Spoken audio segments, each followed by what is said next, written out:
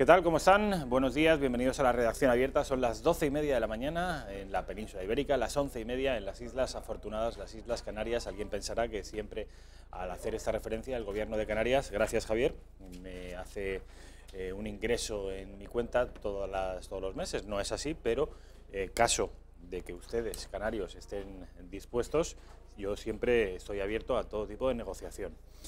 Esto con respecto a la hora. Saben ustedes que vamos a estar juntos, si ustedes tienen a bien, hasta las 2:30 de la tarde. Es la redacción matutina, la redacción abierta de la mañana. A eso de las 6:30 de la tarde y hasta las 8:30 empieza la redacción abierta de la tarde a cargo de Javier Torres, mi compadre sevillano, que el hombre pues hace lo que puede, intenta sacarlo adelante de la mejor manera posible. Obviamente no es la redacción abierta que yo dirigía, no está aún al nivel, pero el hombre, ya digo, hace lo que puede. En realidad está haciendo una redacción abierta extraordinaria.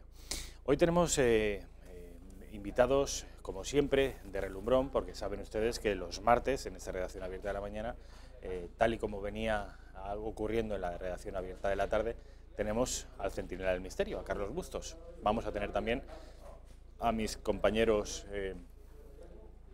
Miguel Gutiérrez Pérez y Sandra Torojil, que nos van a hablar sobre la última hora, la actualidad de Venezuela y también sobre el paro. Saben ustedes que ha subido el paro en casi 85.000 personas en el último mes de enero. Suele ser el mes de enero un mes difícil para el paro, en tanto que vuelven al paro muchos de los españoles que entraron a trabajar de manera temporal durante la campaña de Navidad. Ayer se produjo también, con respecto a la política internacional, un hito relevante, y es que el Gobierno de España, a través de Pedro Sánchez, del presidente del Gobierno, y como consecuencia el resto de la Unión Europea, se posicionaron por fin públicamente, 10 días después, a favor de Juan Guaidó. Cuando digo que la Unión Europea se posicionó a favor del presidente legítimo venezolano Juan Guaidó, no estoy hablando de que se haya producido un reconocimiento público en bloque. La Unión Europea no se ha pronunciado de manera oficial, pero sí los miembros que la componen, y casi todos ellos, en concreto 19 de los 27, se han posicionado a favor de la legalidad democrática encarnada en la figura de Juan Guaidó. Hay excepciones notables, como es el caso de Italia. Saben ustedes que está gobernando una coalición, Liga Norte, Movimiento 5 Estrellas, y el país transalpino, por el momento, mantiene lo que llaman la neutralidad. Esto con respecto a la Unión Europea. Con respecto a España, a Madrid, en concreto, saben ustedes que hoy se cumplen 14 días de huelga de los taxistas, y esto significa que los ánimos empiezan a decaer en el gremio, en el colectivo de los taxistas, hasta el punto de que hoy se va a celebrar un referéndum interno. Cada uno de los 20.000 taxistas que en Madrid votarán si continúan o no con la huelga. Se enfrentan a una decisión difícil, porque si abandonan después de 14 días la huelga, se encontrarán que habrán perdido pues mucho dinero y no habrán conseguido absolutamente nada. Y si continúan con la huelga, se garantizan seguir perdiendo dinero y no se garantizan, desde luego, conseguir nada más que lo que han conseguido, que es nada. De manera que no me gustaría estar en la piel de los taxistas. Vamos a analizarlo, lo que está ocurriendo, ya digo, con mis compañeros. Vamos a analizarlo con Álvaro Sanz, que es empresario y que es analista político, vive en Canarias, y además nos va también a ofrecer una dimensión particular de lo que está ocurriendo en el archipiélago canario en los últimos años. Ya digo, es un peninsular que vive en Canarias y nos va a hablar de algunas presuntas corrupciones del partido hegemónico en las islas, que es Coalición Canaria, y también nos va a hablar de un incipiente nacionalismo canario que parece estar viviendo días de cierto músculo. Es algo que no deberíamos perder de vista y que sobre todo las instituciones españolas deberían mantener bajo vigilancia, porque podría abrírsenos un Prusés 2 en el archipiélago canario, no tardando mucho. Esto ya digo, vamos a analizarlo con Álvaro Sanz a última hora, eso de las 2 de la tarde. Ya sin más dilación, me gustaría invitarles a esta sección, esta primera media hora de la redacción abierta, que corresponde a la sección de El Centinela del Misterio. Carlos Bustos, ¿qué tal? ¿Cómo estás? Buenas tardes. Buenas tardes. Bueno, buenas tardes, no, buenos días, que te has equivocado. Buenos días. Sí. Buenos días, me he equivocado yo. Son las 12:35, saben ustedes que Carlos Bustos es el centinela del misterio, que ha tenido a bien cambiar su hora para su hora y su día, porque él estaba a los lunes, como saben ustedes, conmigo en la redacción abierta de la tarde, y hoy, martes, y a partir de hoy, en realidad a partir de la semana pasada, todos los martes a esta hora, de 12:30 a 1, estará conmigo y con todos ustedes para seguir dando a conocer, poniendo un poco de luz sobre asuntos que no son asuntos agradables, la mayoría de ellos, pero sí son asuntos que entrañan mucho misterio y que nos ayuda a entender algunas veces cómo es la dimensión espiritual y mental del ser humano. A veces digna de los mejores elogios y aplausos, y otras veces, como ocurrió la semana pasada con la secta que acabó con... ¿cuántas personas murieron? 913, de los cuales 260 eran niños. Pues eso, hay veces que el ser humano es capaz de lo peor y también de lo mejor. Hoy sospecho, Carlos, que vamos a hablar de asuntos que son misteriosos, pero que tienen que ver también con la peor faz, el peor rostro del ser humano. Bueno, aprovechando que estamos en un mes cinéfilo, con la gala de los Goya y después vendrá la de los Oscar, pues hoy vamos a hacer un programa sobre el séptimo arte. Pero no va a ser un programa al uso, no vamos a hacer una crítica cinéfila o una crítica ni siquiera constructiva a este, como digo, séptimo arte. Te voy a nombrar una serie de películas, vamos a nombrar a nuestros queridos telespectadores una serie de películas y probablemente ciertos desenlaces y ciertas historias de esos films, de esos largometrajes, probablemente les sorprendan sobremanera. ¿De qué películas estamos hablando? Porque me temo lo peor.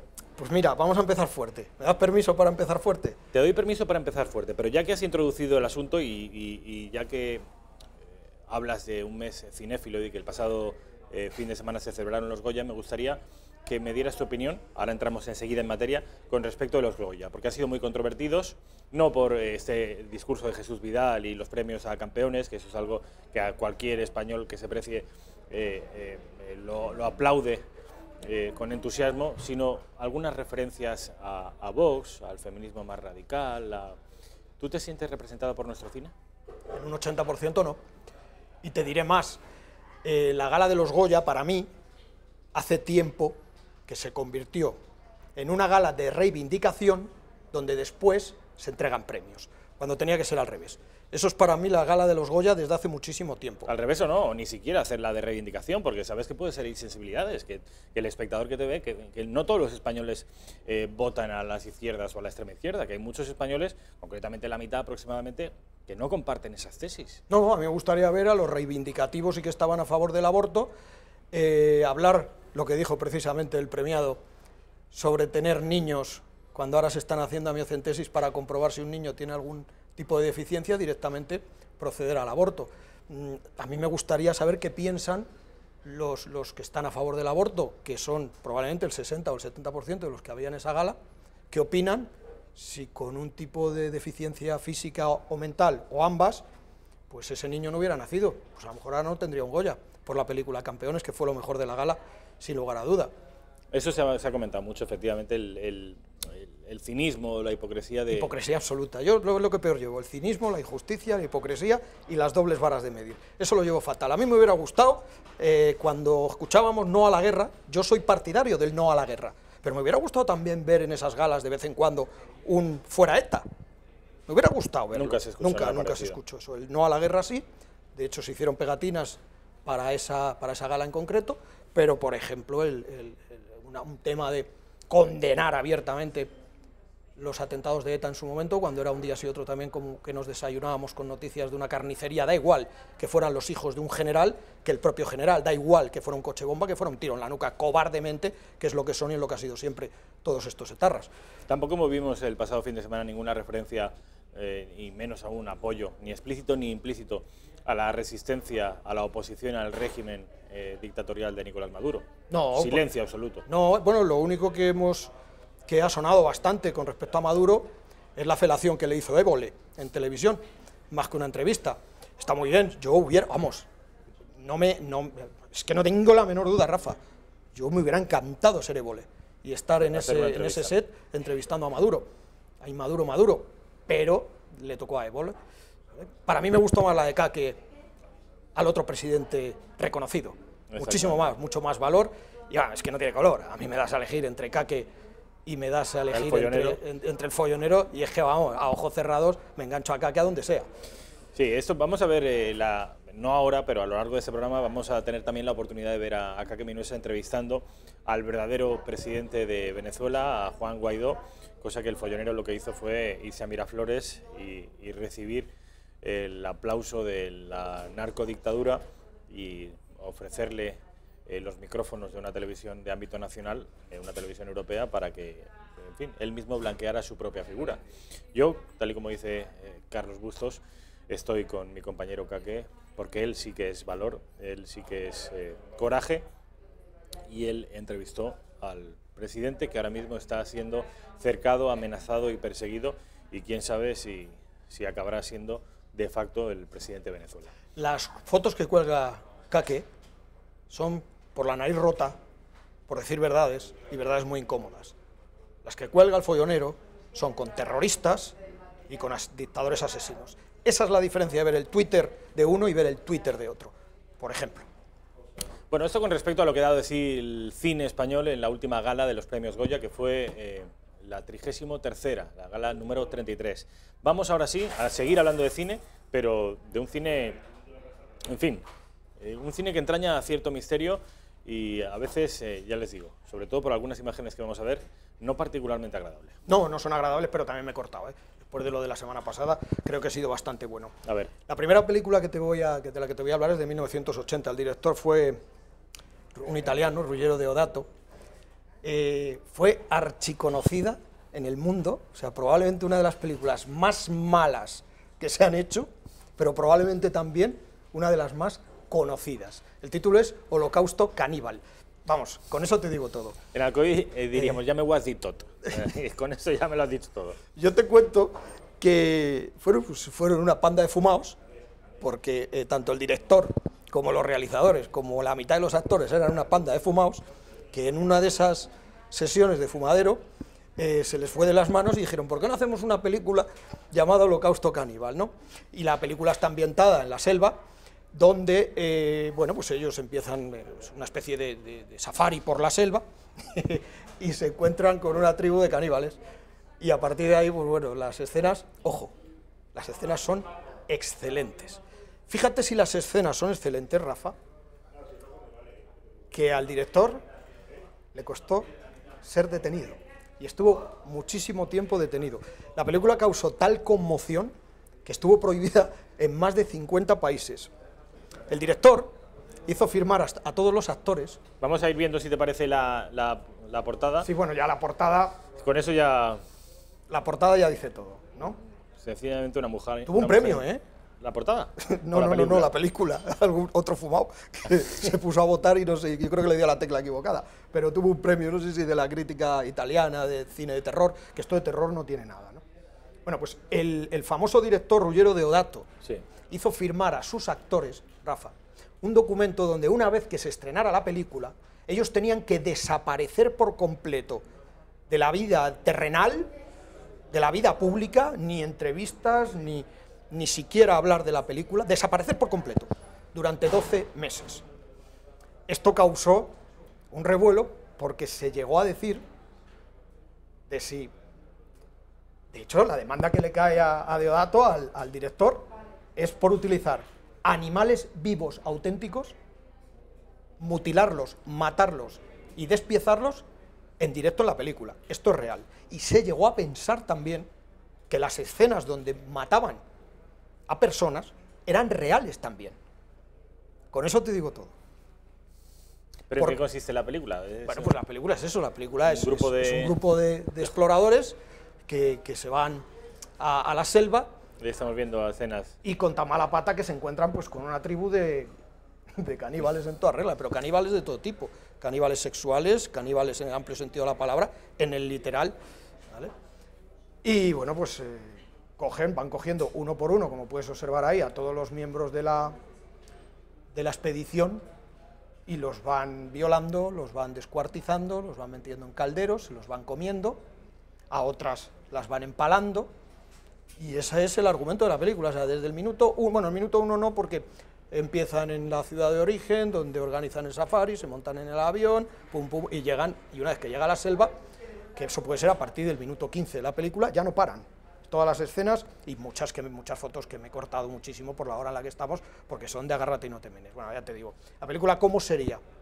De bien hecha, ¿eh? Porque la película es mala en el contexto, cómo actúan los actores, incluso si me apuras hasta en el guión, ¿vale? Es una malísima película, pero ¿qué ocurre? Es que esto es de Oscar, para los efectos especiales. Fíjate si es de Oscar, que algunos se lo llevo a pensar, nominarla como película extranjera referente a efectos especiales. Claro, es que no había efectos especiales, es que los animales que mueren en esa película eran reales, los estaban matando en escena. Y se llegó a pensar, repito, con lo bien que estaba hecho, que había personas que habían muerto y que eran personas reales. Y claro, ¿qué ocurre? Rafa, que dio sospechas que durante un año entero no apareció ni un actor.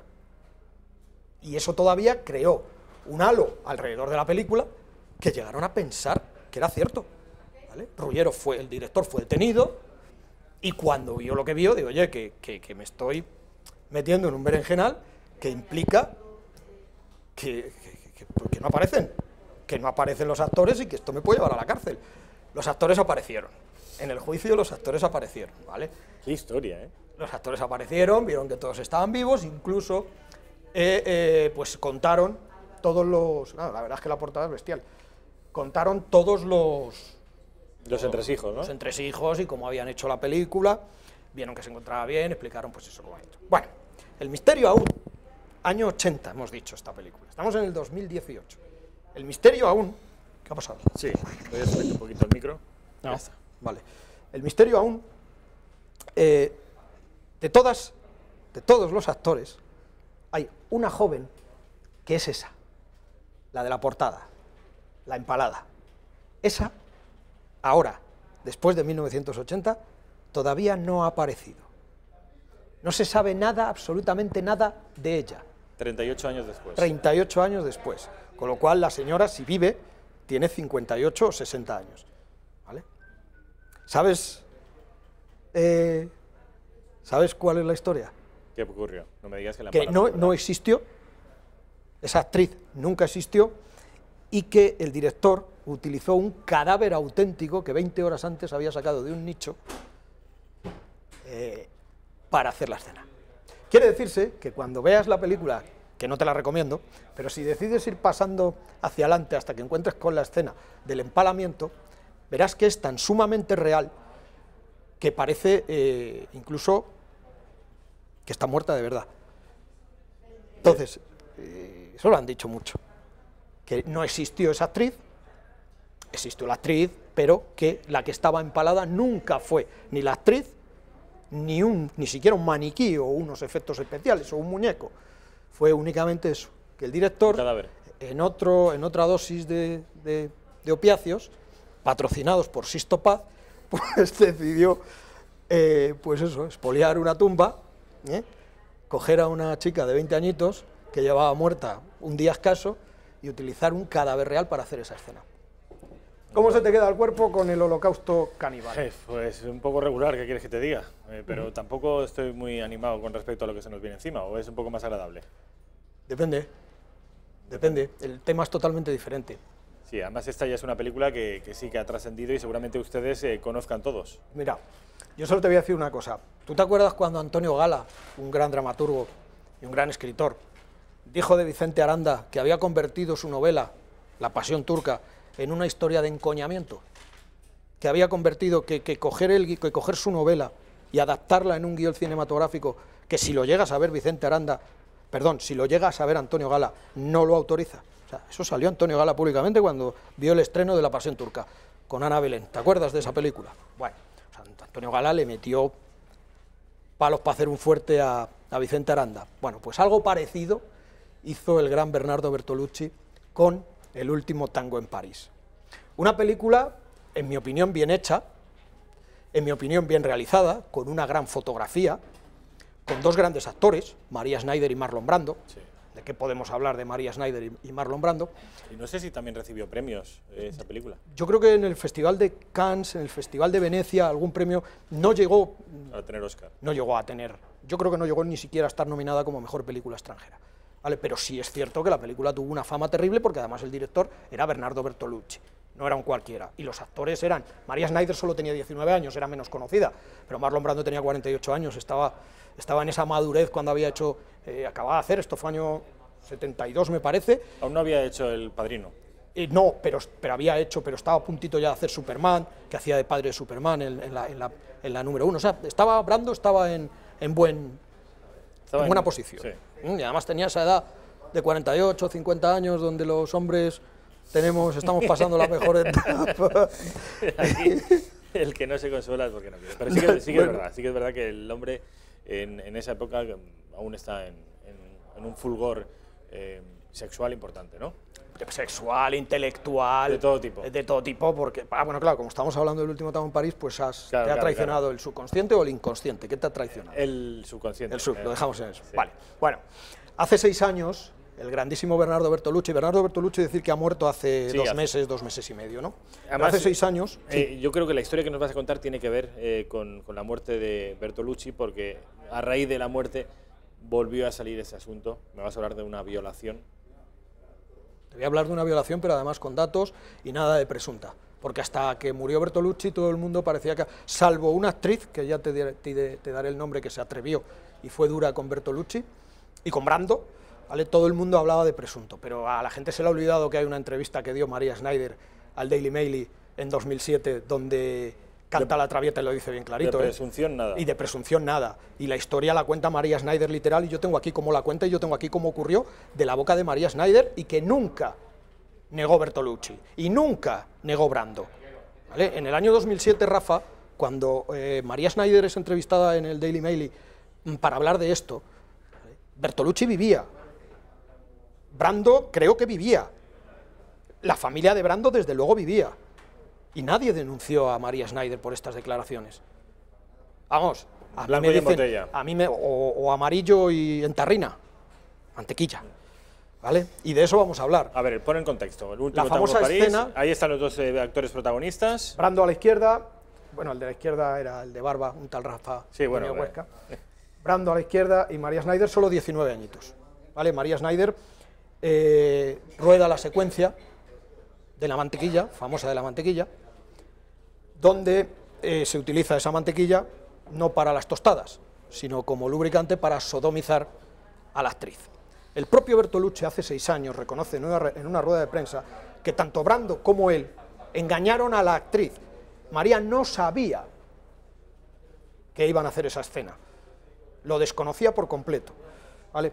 Y querían, se despachó así, como que no quiere la cosa. El amigo Bertolucci cogió y dijo: yo quería que ella reaccionara como una niña, no como una actriz, y quería que se sintiera rabia y humillación. Le salió perfecto, porque tanto las lágrimas como los gestos de dolor de María Schneider no es que fueran auténticos, es que eran reales. Ni un solo ápice fingió esa mujer. Schneider murió en 2011 con solo 57 o 58 años, pero antes de morir, como te he comentado antes, dio una entrevista al Daily Mail en el año 2007, y ahí dijo literalmente que fue violada por Brando, y nadie me quiso creer en ese momento en plató que la palabra violación era literal. Estoy leyendo yo literal porque tampoco quiero, pues, un tema muy serio como para utilizar unas palabras que no son las correctas. Y ella le preguntan, bueno, ¿cómo fue esto? Yo lo que tuve que hacer en ese momento, y no sé por qué lo hice, tal vez por miedo, porque estaba empezando mi carrera, lo que tuve que hacer en ese momento es llamar a mi abogado y decir que yo me tenía que tenía que haberles denunciado por obligarme a hacer esa escena, porque cuando yo me di cuenta que a mí me bajan la ropa interior y con el dedo índice Marlon Brando me introduce la mantequilla en el recto, ¿vale? Yo ahí tuve que saltar y no salté, pero es que cuando ya se me echa encima y ya llega a la violación completa, ¿vale? Como dice Antonio Recio Matamoros, tras por detrás, en toda regla, yo no podía ni creérmelo. Yo estaba en estado de shock, por eso esa escena es la más nombrada, no por la carga sexual, que no se ve nada, no se ve desnudo, no se ve, sino porque, claro, lo bordé, o sea, papel de Oscar, ¿qué carajo de Oscar? Si me lo estaban haciendo en realidad, ¿vale? Afortunadamente solo necesitan una toma. Claro, Brando tampoco creo que estuviera para muchas más fiestas, con una y bastante, ¿vale? Y después de rodarla, ni Bertolucci ni Brando ni la pidieron disculpas, ni la consolaron, ni nada. ¿Qué ocurrió? Esta chica para mí, tenía unas grandes actitudes y unas mejores aptitudes. Podía haber sido una gran actriz, igual que la niña del exorcista, igual que Linda Blair.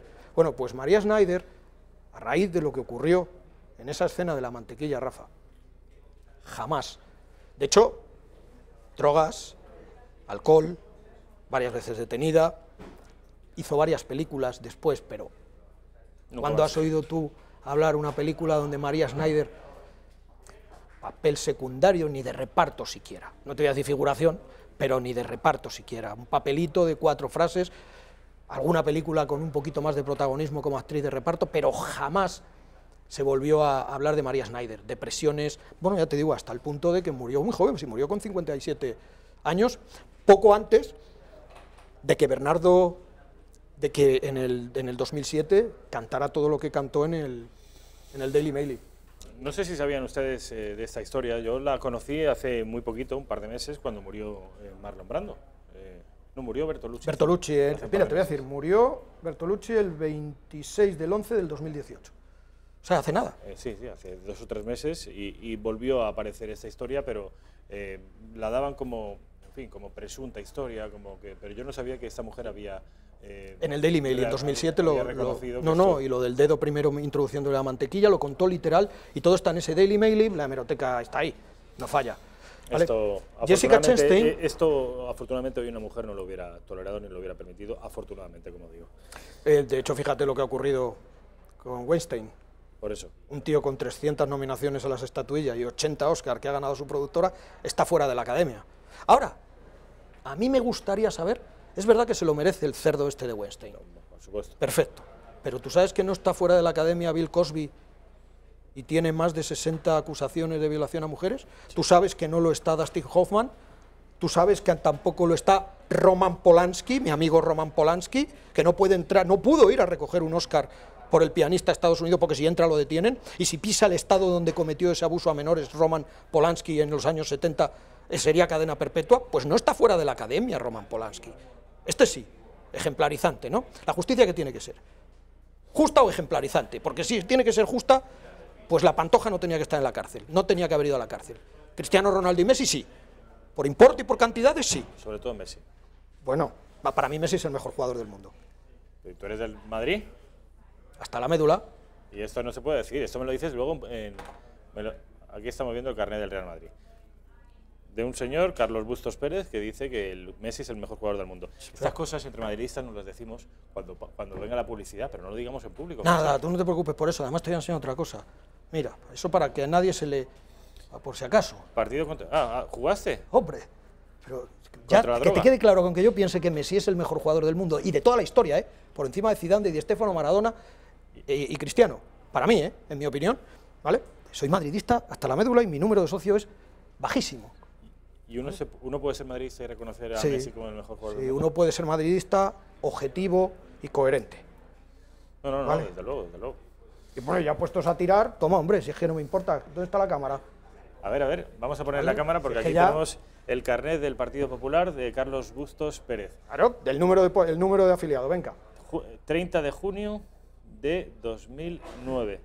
Afiliado por... ¿Quién te afilió? Natalia Quintana, mi alcaldesa. La quiero todo. ¿Natalia Quintana está en la línea del nuevo Partido Popular? Totalmente. Bien. Su Pablo Casado, Ayuso, Andrea Levy, esos son los 3 mosqueteros, bien. Nuestros mosqueteros. Bien. Oye, y no... Pues si había dudas, es que como...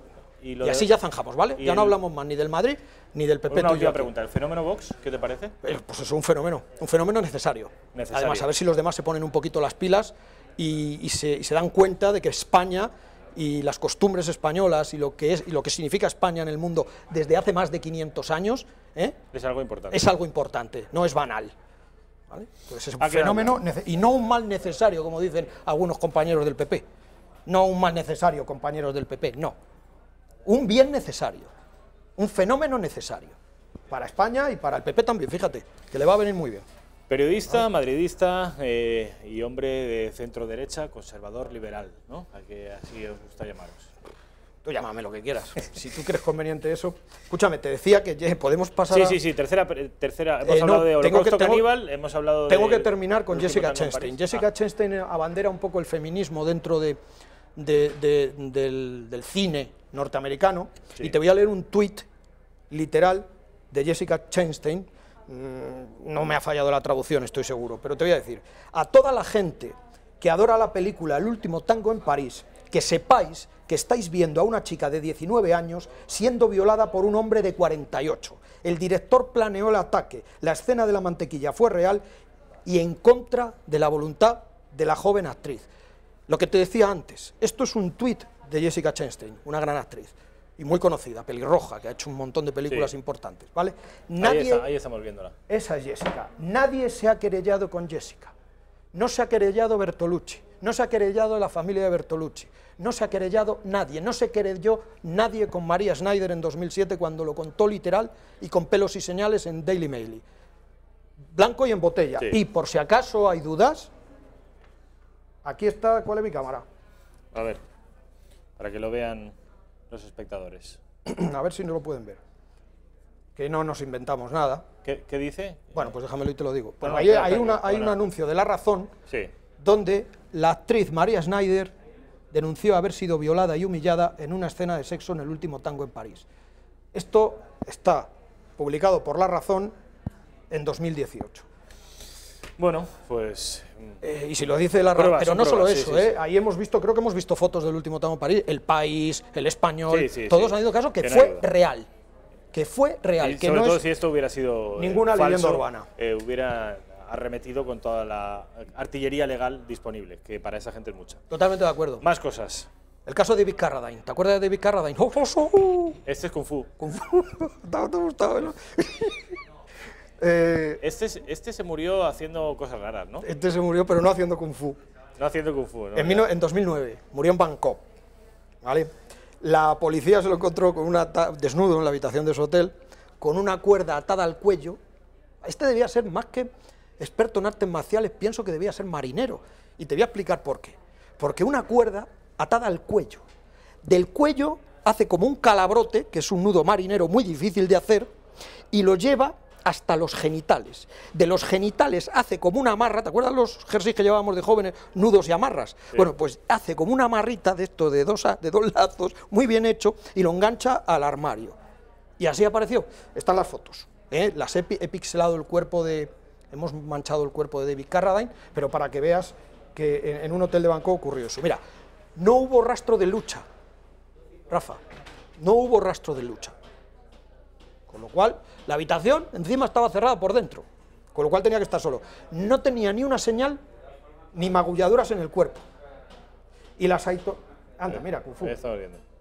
Poquito antes de morir, y en su apogeo, porque luego hizo Kill Bill, que lo hizo muy famoso, sí, resurgió de sus cenizas con Kill Bill, ¿vale? Pero, David Carradine se hizo famoso por el pequeño saltamontes. Sí, desde luego. Kung Fu, ¿no? Esa es la imagen de la última película. Yo creo que de lo último que hizo así Bill, más o menos famoso es Kill Bill. Sí. Vale. Las autoridades, según la autopsia, las autoridades de Bangkok, según la autopsia, no creen, Rafa, que se suicidara. Y parece que su muerte fue por asfixia sexual. Las cámaras del hotel tampoco captan nadie entrando al hotel, Rafa. Nadie entrando a la habitación. Era Kung Fu. Ya, era Kung Fu, pero no David Copperfield, ¿vale? Era Kung Fu, pero no. Y lo que sí aparece es en las sábanas de la cama huella de zapatos femeninos. Ya, las cámaras no ven a nadie entrar en la habitación.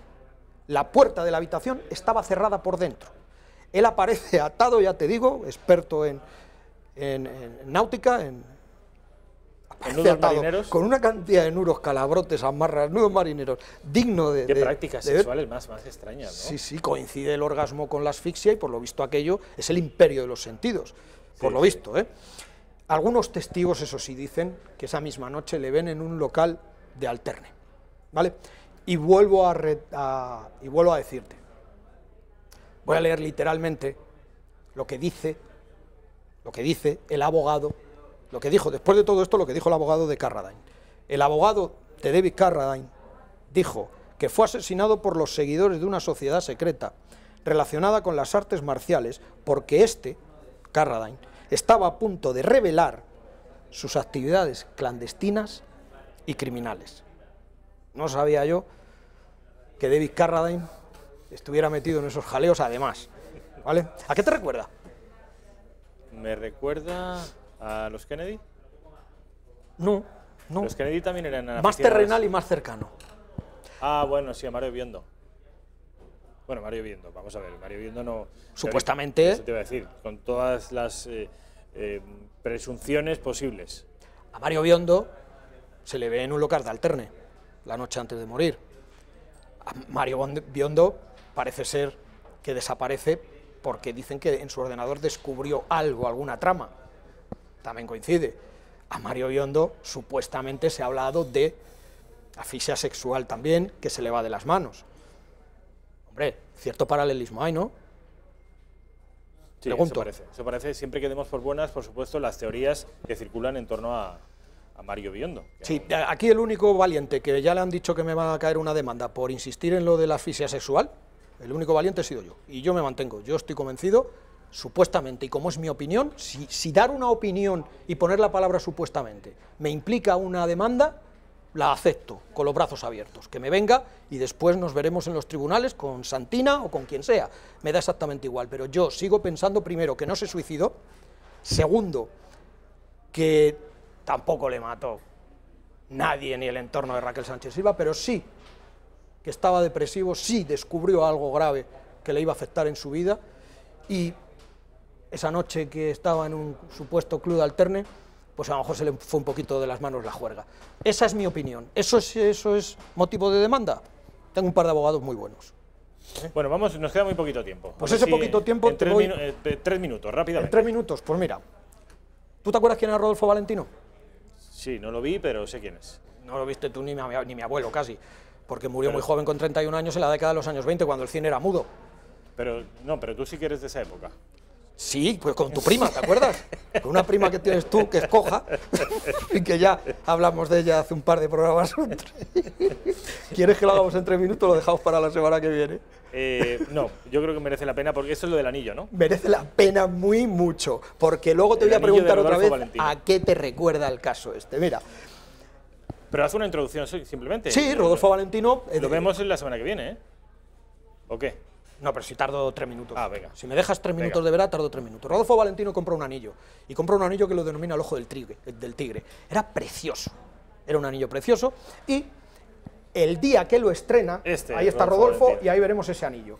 El día que lo estrena Rafa, no Rafa, el día que lo estrena Rodolfo, Rafa. Sí. Primero Rodolfo, en medio no hay nada, y luego viene Rafa. Como ¿vale? Rafa, sí.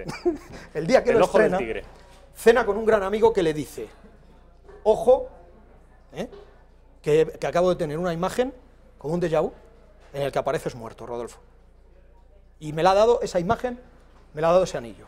Bueno, al día siguiente Rodolfo, tochulo con su anillo, se presenta en el rodaje de la película que estaba haciendo, que no quiero equivocarme, La joven Rajá, que era una producción de las más caras de la época.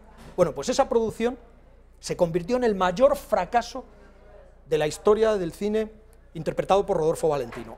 Y voy a más, en esa misma sesión de rodaje, cayó un foco, de estos como los que tenemos aquí, y no se cargó a Valentino en ese momento de milagro.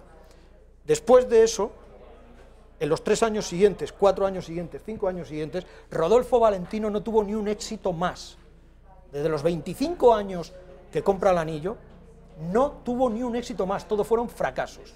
Y con 31 años, muere. Muere de una forma rarísima, de una supuesta enfermedad. Bueno, en los años 20, los años 30, autopsias ADN, pues a lo mejor era más complicado, ¿no? Pero muere de una forma rarísima, Rafa. La realidad es que muere con 31 años y no se le conocía enfermedad alguna. La única adicción que tenía es que le iba los hombres y las mujeres, era un poco bisexual y además activo, o sea, y lo demostraba constantemente. El anillo, después de morir Rodolfo Valentino, pasó a manos de su novia. Su novia se llamaba Pola Negri. Pola Negri, al poco tiempo, tuvo una enfermedad gravísima, ella era actriz y tuvo que dejar, no volvió jamás a los escenarios. La siguiente persona en emplear el anillo fue un mafioso, ¿vale? un mafioso súper conocido, Rus Colombo, que en vista de toda la crónica negra y el gafe que llevaba ese anillo, decidió meterlo en una caja fuera y dijo, bueno, yo tengo el anillo de Rodolfo Valentino, que para de origen italiano, de origen X más Y, decían que su abuelo también tenía, el abuelo de Rodolfo tenía también ciertas relaciones con la mafia, entonces Rus Colombo cogió el anillo, lo metió en una caja fuerte y dijo, yo tengo esta reliquia, la casa salió ardiendo, la casa del mafioso, salió ardiendo y el anillo intacto. Me vas a preguntar a qué me recuerda. Y en un acto de chulería va Rus Colombo, el mafioso, en un acto de chulería, por una apuesta con otro mafioso, le dice, bueno, ¿a qué no te pones el anillo? Se lo puso, a las 2 semanas, el mafioso murió de un disparo accidental. Perdona, creo que me he equivocado. La persona que muere de un disparo accidental es Rus Colombo, pero este no es el mafioso. Rus Colombo es el actor que interpretó a Valentino. Me explico. Hubo un actor que interpretó la vida de Valentino en el cine. Pues este actor usó ese anillo y murió en un disparo accidental rodando una secuencia de caza. ¿Vale? Luego sí, que he saltado los términos, luego ese anillo va a parar a manos de unos mafiosos, ¿vale? Y ese es el mafioso que se lo pone y falleció una semana después. Se le quema la casa, se lo pone y fallece una semana después. Del anillo no se volvió a saber nada más en la década de los 60, salvo que dicen que pasó a manos de los Kennedy. A partir de ahí, cuéntame tú la historia de los Kennedy. A mí me ha recordado mucho a la historia del Little Bastard, el pequeño bastardo. Sí, señor. Del coche de James Dean, que se lo trozos y pedazos fueron heredando diferentes amigos, compradores, etcétera, etcétera, y todos ellos fueron teniendo accidentes, quedando heridos, algunos incluso muertos. Muchos muertos. Y el coche un día desapareció y no se volvió a saber nada más de él. El anillo un día desapareció, el último que se lo puso fue el mafioso y no se ha vuelto. El mafioso se llama, que no lo he dicho, Joe Casino. Y el actor que interpretó a Valentino es Rus Colombo. Me he equivocado de nombre, pues sabes, ya me conoces, sabes que soy malísimo para los nombres y tengo que mirarlo. Pues efectivamente, hemos hecho un repaso por el cine, no es un cine de misterio, pero sí es un cine misterioso. Es muy interesante esto que hemos sabido y sobre todo si efectivamente ese anillo quedó en manos de los Kennedy, eso explicaría, pues en fin, todas las desgracias que esa familia de origen irlandés y católico padeció a lo largo de su vida. Me han llegado a contar, no sé si será cierto, que no solo Marilyn Monroe dormía solo con unas gotitas de Chanel, era todo lo que utilizaba para dormir, unas gotitas de Chanel número 5. Parece ser que alguna noche también durmió con el ojo del tigre. Carlos Bustos, mil gracias, como siempre. A ti, como siempre. Nos vemos el próximo martes en el Centinela del Misterio. Vamos a ir a publicidad, un minuto y pocos segundos para tener aquí a Alfredo Fernández, abogado, analista político. Vamos a hablar de muchas cosas y también, sobre todo, del conflicto de los taxis, que antes ya les he hecho una pequeña introducción de cómo está en estos momentos la situación. Hoy es un día importante. Publicidad y lo vemos.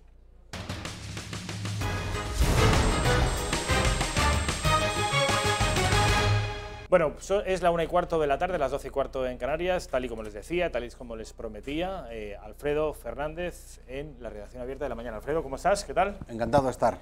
Vienes muy escocés hoy, ¿eh? ¿Esto es con motivo del Brexit, con motivo del apoyo al independentismo escocés o por simple anglofilia? No, es porque el equipo de rugby de Valladolid tiene relación con equipos de rugby de Escocia y entonces solamente en el ámbito deportivo aprecio y amo al pueblo escocés, aparte del whisky, claro. Aparte del whisky, que dicen que en realidad el origen es irlandés más que escocés. Eso dicen, sí. Esto que has dicho me resulta muy interesante porque yo hasta que conocí a Alfredo desconocía que existiera en España afición al rugby, o afición más o menos importante, y sí que existe, y es además Valladolid el epicentro de este deporte en nuestro país, ¿no? Sí. Es la ciudad que tiene a los dos principales equipos. Los dos principales equipos, los de las últimas 13 ligas han ganado 12 o algo así. O sea, que es entre Pinares, ¿no? El queso entre Pinares y El Salvador. Entre Pinares, que además que es el queso que hace sirve a Mercadona. Sí. Es un queso muy bueno. Es un queso, una empresa de las más importantes. Ahora, precisamente, uno de los propietarios venía en la lista Forbes de las 100 personas o de las 200 o 300 más ricas de España. ¿Ah, sí? Sí. En estos dos equipos, ¿tú de cuál eres? Yo soy del BRAC, del Quesos. Del Entre Pinares. Entre Pinares, sí. Y existe, en el fútbol todos sabemos que al margen de las aficiones deportivas, estrictamente futbolísticas, los equipos representan una cosmovisión determinada. Tú y yo, por ejemplo, no podríamos ser nunca del Barça. Claro, claro. Pero no por una cuestión deportiva, que nos puede gustar mucho cómo juega Messi, sino por cuestiones extradeportivas. ¿Esto ocurre también en los equipos de Valladolid? No, no. En ese sentido, yo creo que más bien sociológicamente comparten raíces parecidas. De hecho, están vinculados a colegios privados, religiosos. ¿Los dos? Los dos equipos. Y no, de hecho, puedo... O sea, no es un Real Madrid-Atleti, son Real Madrid-Real Madrid, ¿no? Sí, sería un Real Madrid-Real Madrid.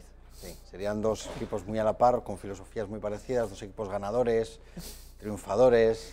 Y bueno, de hecho, el capitán del BRAC fue hace 4 años en las listas de Vox, y el capitán del Quesos, pues me consta que también es votante de Vox. O sea, que pues digo que incluso en lo ideológico comparten, comparten hasta eso. Has sabido entender mi pregunta perfectamente y responderla con elegancia y sin ofender a los socialistas que en Valladolid hay. Del BRAC es el alcalde de Valladolid, socialista, ¿Ah, sí? por ejemplo. Sí. O sea, hay mucha... Bueno, pero el alcalde de Valladolid es socialista, pero es un patriota como la copa de un pino, ¿no? Sí, ¿Tú qué opinión tienes del alcalde de Valladolid? Sí, yo tengo una buena opinión de suya. ¿Crees que está haciendo una buena gestión de la ciudad? La gestión ha sido muy buena hasta estos últimos meses, que quizá se ha embarrado un poco. Creía que ibas a decir que la gestión ha sido muy buena hasta estos últimos 4 años. No, los últimos meses. En líneas generales, yo me atrevo a decir que en casi todo no se ha notado el cambio de tener un alcalde muy de derechas, porque el alcalde de Valladolid no es que fuera del PP, era del ala más de derechas del PP. Yo pienso que al entrar Óscar Puente no ha habido diferencias en gestión. ¿Ha habido cosas de memoria histórica y todo esto?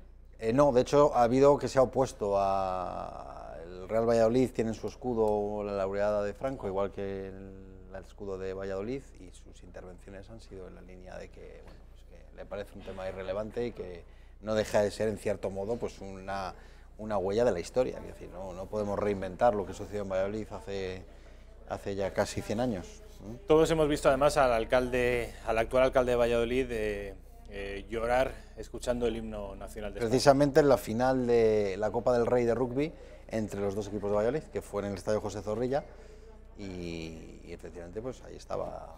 ¿Dónde hay más afición en España, aparte de en Valladolid? ¿Hay equipos importantes en otros lugares? Vascongadas y Madrid. ¿Ah, sí? Sí, casi todos. De hecho, en la liga hay 3-4 equipos del País Vasco, 2-3 equipos de Madrid. Y empieza ahora a ser pujante en Valencia, que fue la sede de la última Copa del Rey. Sobre todo en equipos jóvenes, infantiles. Hay un poquito en Cataluña con 2 equipos, el Fútbol Club Barcelona y... Ya estamos, también el Barça tiene... También el equipo de rugby, pero bueno, ahí es fantástico porque mira, hay un 98-0 o algo así, del BRAC al Fútbol Club Barcelona.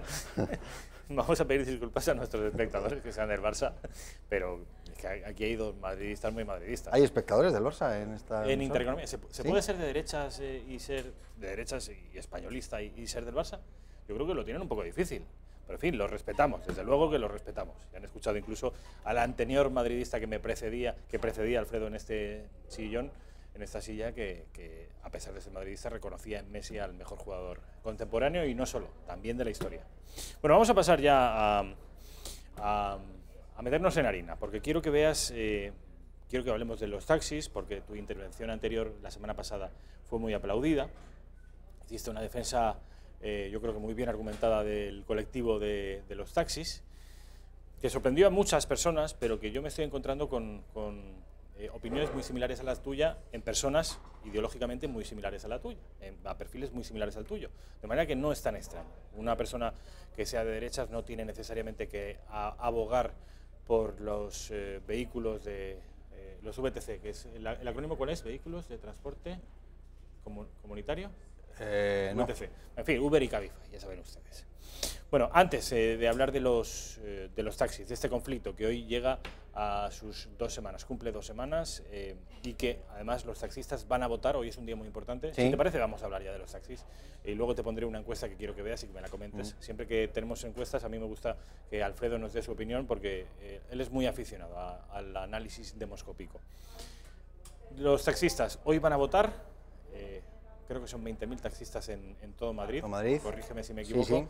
Van a votar si continúan o no con la huelga. Yo decía, hacía un breve análisis según el cual, si en este momento, después de 2 semanas, abortan la huelga, habrán perdido mucho dinero y no habrán ganado nada.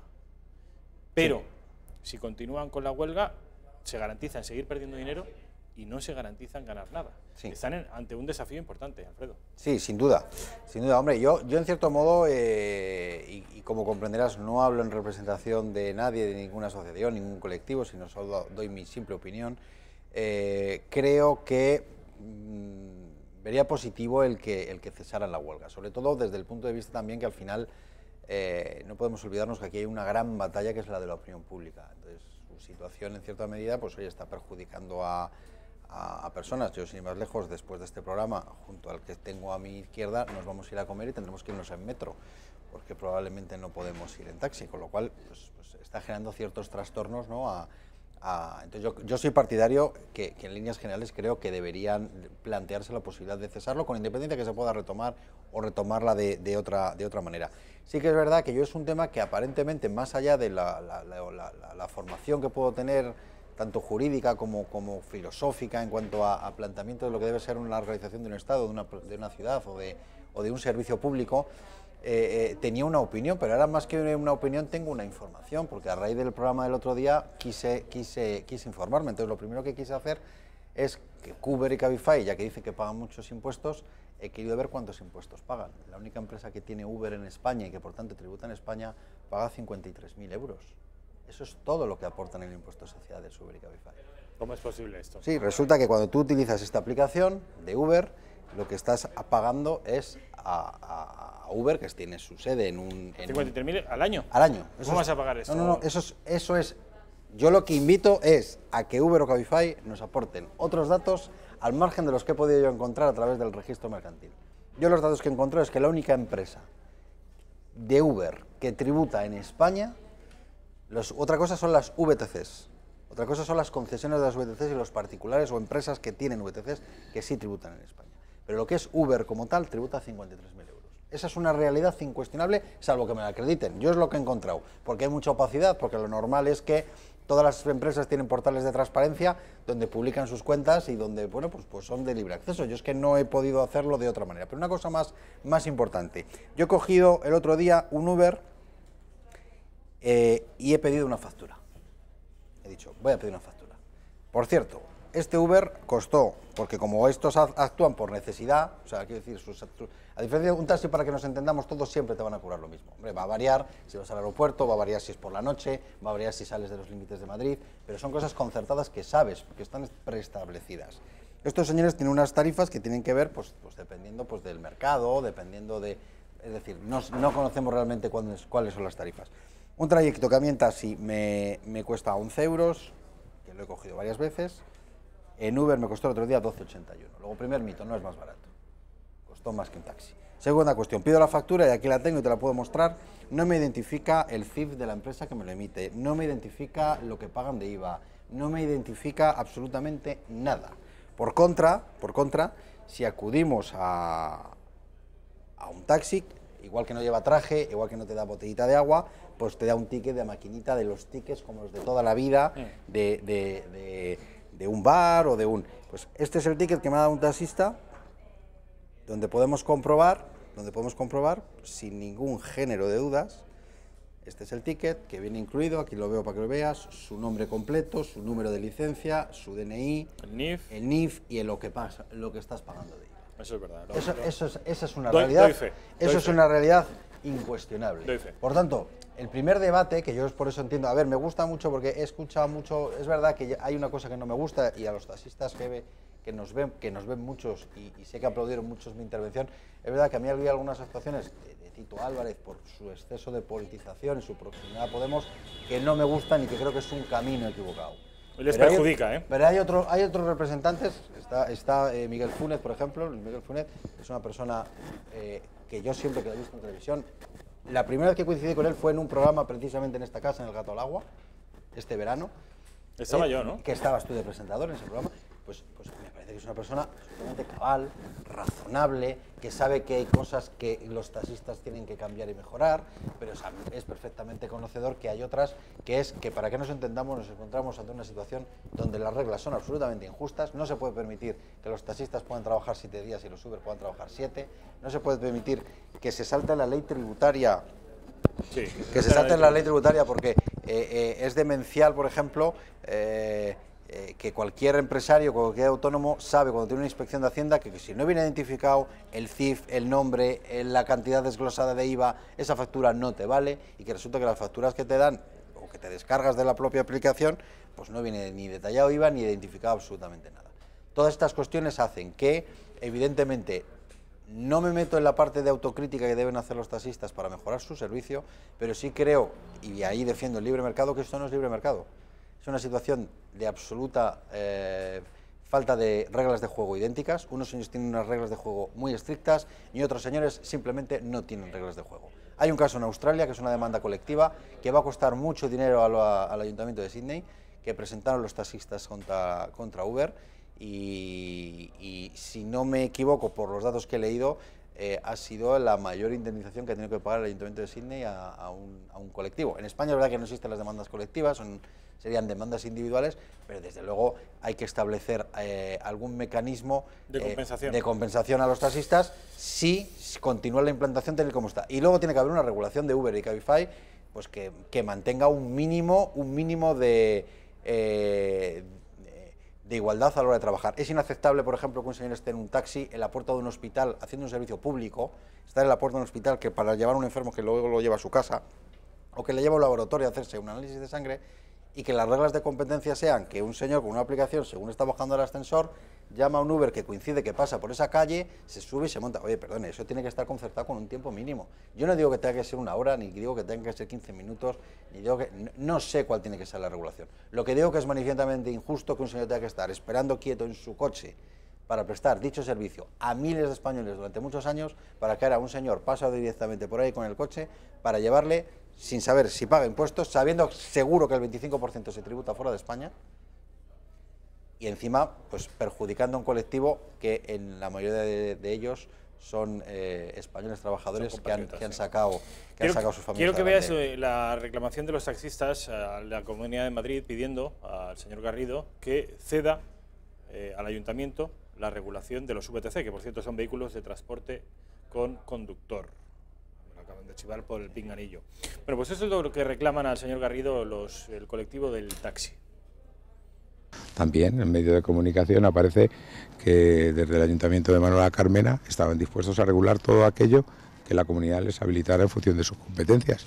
Luego entonces parece que la solución, y nos fijamos de esas declaraciones en medios de comunicación, pues puede ser viable. Esto con respecto de la presunta, también en medio de cesión de las competencias Comunidad Ayuntamiento de Madrid. ¿Qué dice la Comunidad de Madrid? Bueno, pues que no va a hacer lo que ellos llaman una regulación express con los VTC. Dicen desde la Comunidad de Madrid, lo que han hecho los gobernantes catalanes, y ellos no están por la labor. Vean. Un llamamiento no solamente a la responsabilidad, a la mano tendida, pero como digo, con una línea muy clara. Nosotros no vamos a hacer ningún tipo de modificación de ley, y voy a terminar como he empezado, porque hay 3.000 familias en Barcelona que antes tenían un trabajo y ahora no lo tienen, y porque habrá denuncias por parte del sector de las VTCs que afectará al patrimonio, en este caso de la comunidad catalana, de la Generalitat catalana. Por tanto, yo no voy a tomar ninguna decisión que después le afecte al presupuesto y a lo que pagamos todos los madrileños, y tampoco voy a tomar una decisión en la que haya despido por parte de trabajadores. Parece que no se mueven de sus posiciones. Es una consejera de Cifuentes y de ese Partido Popular Socialista que aún queda en la Comunidad de Madrid, y bueno, no puedo compartir, no puedo estar más en desacuerdo con lo que acaba de decir. O sea, porque para evitar que 3.000 personas se vayan a la calle, lo que estamos encima de la mesa es decir que se vayan 20.000 a la calle. Lo que estamos diciendo es que para evitar una demanda del poderoso Uber, no podemos, preferimos luchar contra 20.000 demandas de 20.000 taxistas, es decir, preferimos luchar contra débiles que contra poderosos, y desde luego creo que muchos medios de comunicación, no estoy hablando de esta casa, muchas empresas y muchos políticos están haciendo una excesiva defensa de Uber y Cabify solamente porque llevan corbata y botellín de agua, porque es que es el único argumento que tiene sentido hoy en día. El único argumento que están dando todos es un argumento que podemos admitirle. Oye, pues igual el taxi tiene que esforzarse y tendrá que ponerse corbata. Pues no lo sé, pues igual esa es la solución. Yo lo agradecería. Estoy de acuerdo que puede no ser un argumento contundente, rotundo, como para arrasar con 20.000 empleos, desde luego. Aquí hay 20.000 compatriotas por los que debemos velar. Esto no es el salvaje. Yo siempre me he mostrado muy hostil a las narrativas ultraliberales que dejan al albur de los acontecimientos a los más débiles. En este caso, el taxi es el que está siendo hostigado y son trabajadores, son españoles, no son precisamente millonarios, y enfrente tenemos multinacionales. Ahí estamos de acuerdo. Pero también algunos taxistas, no todos, tampoco voy a decir que sean los menos, hay una parte importante de los taxistas, además es un servicio que yo consumo con cierta asiduidad, que deberían mirar por la limpieza, por la higiene, por la indumentaria, por los modales. Que ocurra como ocurre con los VTCs, que te da la sensación que tú entras a un coche que es tuyo, sin embargo, cuando entras a un taxista, a un taxi, a algunos taxis, no todos, repito, te da la sensación que entras a un coche que es suyo. Bueno, pues esto hay que hacerlo, hay que hacer autocrítica y hay que cambiar algunas cosas. Con esto no estoy justificando que se erradique el sector del taxi ni que se menoscabe sus derechos, porque al fin y al cabo estamos hablando de estos, de que sean arrasados por multinacionales extranjeras. De hecho, quiero que escuches las reclamaciones de los taxistas, porque dicen, y yo sospecho que con razón, porque están recibiendo críticas muy salvajes, que se sienten hostigados, que se sienten insultados. El desprecio a 22.000 familias que a día de hoy llevan 15 días en huelga, en paro, el desprecio y el insulto donde ni siquiera han sido mencionados por los responsables autonómicos los 7 compañeros que cumplen 11 días de huelga de hambre, ha sido manifiesto. Esta gente no pensaba desde ningún momento, y desde el principio no lo podrían haber dicho, la convocatoria, la alternativa que nosotros proponíamos, llegó el jueves por la noche y nos convocan después de 90 horas. Está claro que esta casa ha querido vengarse del colectivo del taxi. El taxi ha podido perder una batalla, pero la guerra va a ser larga y le vamos a pagar considerablemente. Y lo van a pagar, no hasta el día de las elecciones, hasta el final. Esta comunidad, este partido político que se alinea con 4 o 5 oportunistas, mangantes. ¿Qué te ha parecido? Pues bueno, yo lo habría expresado igual con otras palabras, pero desde luego en el fondo tiene absolutamente toda la razón. O sea, estos 22.000 compatriotas son como hay millones de españoles que estamos descontentos con cómo actúan los políticos. La única cosa es que creo, y no son las palabras de este señor que me ha parecido muy correcto, Funes me parece una persona correctísima. Es verdad que Tito, a mí hay cosas que me han... que no me ha gustado ni las formas ni el trasfondo político tan decidido, pero yo no tengo ninguna duda que estas personas son víctimas de un trato absolutamente inaceptable por parte de un poder público. De entrada, yo cada día que escucho la radio, cuando voy escuchando por las mañanas, y vas todos los días diciendo los taxistas hacen una nueva propuesta, los taxistas hacen una nueva propuesta, los taxistas hacen una nueva propuesta. Me llama poderosamente la atención que la Comunidad de Madrid no haga ni una sola propuesta.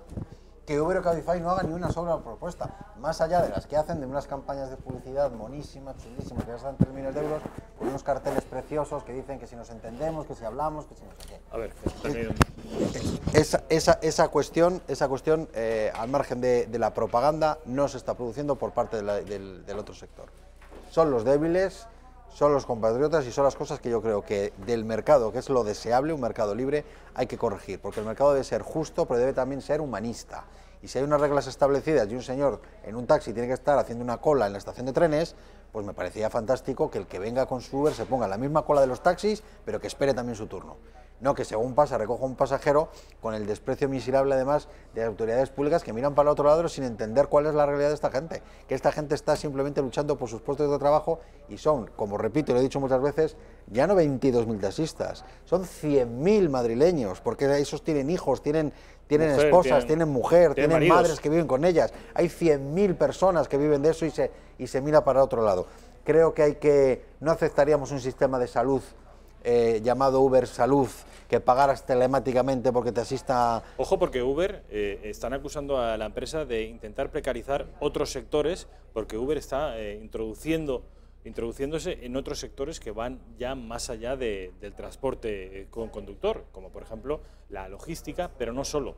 Están preparando su desembarco en otros lugares y muchos sindicatos están advirtiendo que no es otra cosa que una precarización general de una serie de intereses y de ventajas laborales que hemos conseguido los españoles a lo largo del tiempo y del esfuerzo.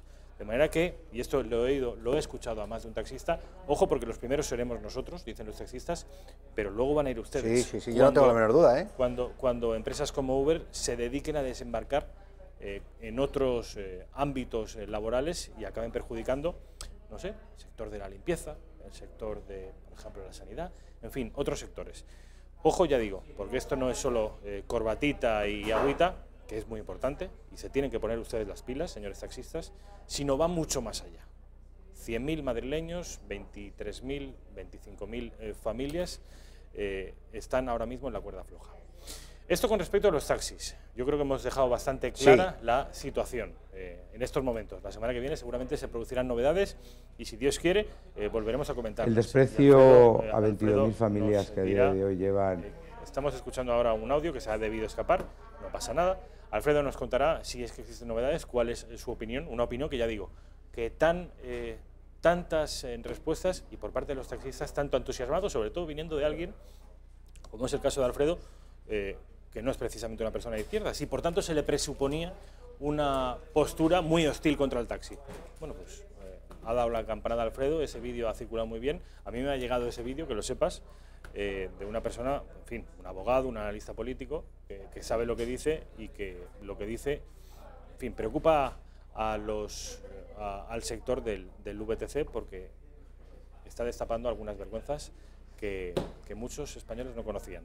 Esto ya digo, con respecto de los taxis, te he preparado una serie de vídeos cortitos que me gustaría que analizáramos, nos queda poco tiempo, pero aún así me gustaría que viéramos juntos. Tú sabes que cuando entró Mariano Rajoy a tomar las riendas del gobierno, hace ya 7 años, lo primero que hizo fue establecer, una de las primeras acciones, establecer una institución dependiente del Ministerio de Exteriores que se llamaba Marca España. Esto han llegado los socialistas, no han cambiado la esencia ni la vocación de esa institución, pero sí le han cambiado el nombre. Ahora se llama España Global y esta es su presentación. Yo sé quién soy y quién puedo ser.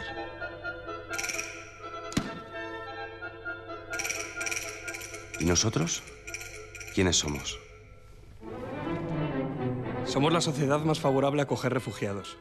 El primer país del mundo en donación y trasplante de órganos. Segundos en esperanza de vida. Tercer sistema sanitario más eficiente. Cuartos exportadores de contenido televisivo. En el mundo solo hay 19 democracias plenas. Y somos una de ellas. Décimos en publicaciones en artículos científicos a nivel mundial. Segunda nación más tolerante con cualquier forma de amar. 10º país contribuyente en acciones de paz. El país de Europa mejor conectado por fibra óptica. No tengo dudas. Todos somos embajadores de España. Y tú también lo eres. Radio Televisión Española, España Global. ¿Qué te ha parecido, Alfredo? Es una iniciativa que, en fin, viene heredada de Marca España, pero que ahora se reformula, se cambia el nombre y que su objetivo final es muy loable y muy necesario, que es reconciliar por una parte, a muchos españoles con nuestro país, a nivel interno, y luego a nivel externo, ahora verás otro vídeo, que también procura mejorar nuestra imagen. Sí. salvo algún pequeño matiz, pero fíjate, estoy dispuesto a tolerar algún matiz de los que he visto que no me gusta, con la esencia, por así decir, del spot. O sea, en líneas generales no me disgusta proyectar la imagen que se ha querido trasladar de orgullo, de sentimiento de ser español. Es verdad que no se puede evitar un pequeño sesgo, me imagino que si lo hubiera hecho el sesgo del PP, pues disgustaría probablemente a los que son más de izquierdas. Pero es que bueno, España es así, tenemos pero que asumirla. Lo acepto. Yo, en líneas generales me parece muy digno el trabajo. Bueno, pues que sepas que han sacado un segundo vídeo, este ya más orientado y a mi juicio tiene que ver con la preparación del juicio contra los golpistas, que sabes que se va a celebrar a partir del 12 de febrero, empieza a celebrarse ese juicio. El foco internacional va a estar ubicado precisamente en Madrid, en el tribunal, ¿es en el Supremo donde se les juzga? Sí. Y preparando ese contexto y sabiendo que la paradiplomacia separatista es muy activa y es muy eficaz, España Global ha sacado este nuevo anuncio. ¿Hablamos de España? L'Espagne, une grande démocratie européenne. Es una democracia consolidada.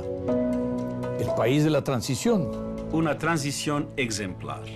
Un modelo basado en la reconciliación que se ha convertido en un referente mundial. La democracia existe formalmente en España desde 1978. Estos últimos 40 años han sido el periodo de paz, progreso y convivencia democrática más largos de la historia de España. Después de vivir 30 años bajo una dictadura, creo que estoy en condiciones de distinguir bien qué es una democracia y qué no es una democracia. España es una democracia. Una que integre toda la diversidad del Estado español. Hablamos distintas lenguas, tenemos distintas culturas, tenemos distintos anhelos. Somos hombres y mujeres, personas mayores y niños, somos personas de distintos orígenes. España es inclusión, España es diversidad, España es progreso. Según la OCDE, España está al nivel de los países más abiertos y desarrollados del mundo. Bienvenue a cette grande démocratie européenne. Según la revista The Economist, solo hay 19 democracias plenas en el mundo. España es una de ellas. ¿Cómo es eso que dijo alguien una vez? No dejes que la verdad te estropee un buen titular. Pues ese alguien se equivocaba. No hay nada tan valioso como la verdad. This is the real Spain. This is the real Spain. Esta es la España de verdad. Esta es la España de verdad. This is the real Spain. This is the real Spain. This is the real Spain.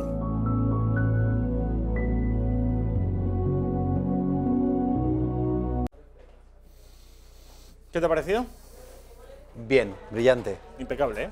No hay que nada más que decir. Gobierno socialista. Merece un aplauso, ¿eh? Sí, totalmente. Muy bien, porque estas iniciativas son muy necesarias. ¿Y cuán importante será esta batalla? Lo estamos viendo, por ejemplo, con el asunto venezolano, el reconocimiento o no de Juan Guaidó. Ahora mismo el debate, la guerra, la batalla diplomática se está librando en el exterior. Venezuela va a ser una cosa u otra porque el mundo dirá que sea una cosa u otra. Recuerdo que la batalla diplomática le llevan dando los separatistas desde hace mucho tiempo. Muchos años. Llevamos abandonando, ignorando esa batalla desde hace el mismo tiempo que ellos la vienen dando. Bueno, pues gobierno socialista, con Josep Borrell a la cabeza, y Irene Lozano, que es antigua miembro de UPyD y ahora es la directora de España Global, lleva trabajando la diplomacia blanda, que se llama, desde el mismo instante que el gobierno llega. De manera que un aplauso a este tipo de piezas y a este tipo de iniciativas audiovisuales, porque llegan, porque funcionan. ¿Dónde quería llegar con esto? Bueno, pues resulta que Òmnium Cultural, que conoces la asociación, que junto con la ANC, con la Asamblea Nacional Catalana, han sido las dos plataformas civiles, aunque están hipersubvencionadas por el poder público, que han manejado los hilos del procés, ha visto este vídeo, This is the real Spain, lo han visto, lo han cogido, lo han agitado y les ha salido esto.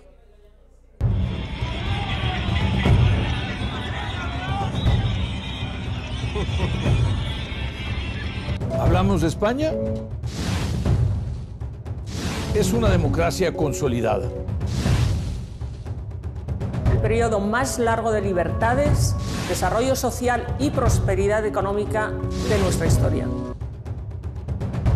Estos últimos 40 años han sido el periodo de paz, progreso y convivencia democrática más largos de la historia de España. España es una democracia.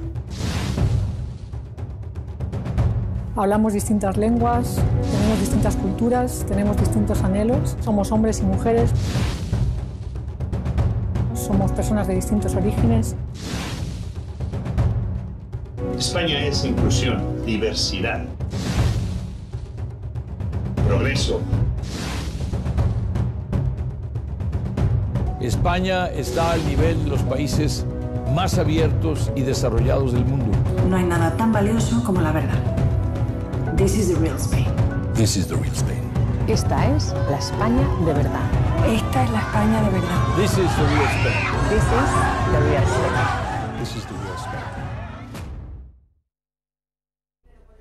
Bueno, pues esa es la diferencia entre un vídeo amable y bonito de ver a un vídeo ya en sí mismo que violenta y que, bueno, pues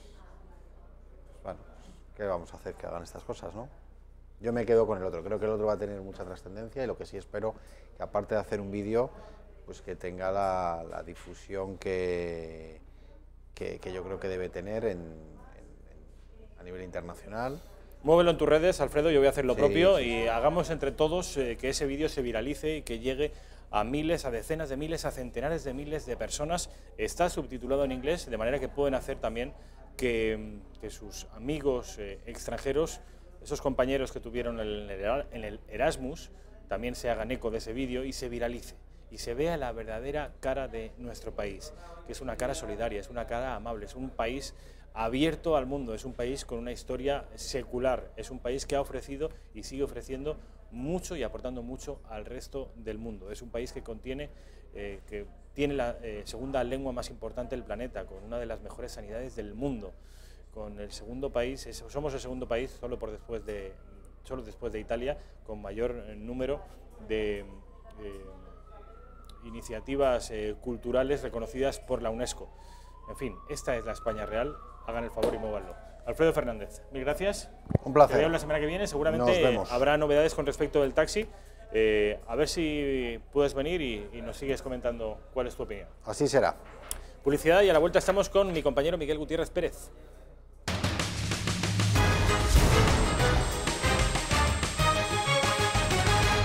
Bueno, pues ya estamos de vuelta en la redacción abierta, son las 2 menos 10 minutos, estamos en presencia de Miguel Gutiérrez Pérez. Miguel, ¿qué tal, compañero? Buenas tardes, Rafael.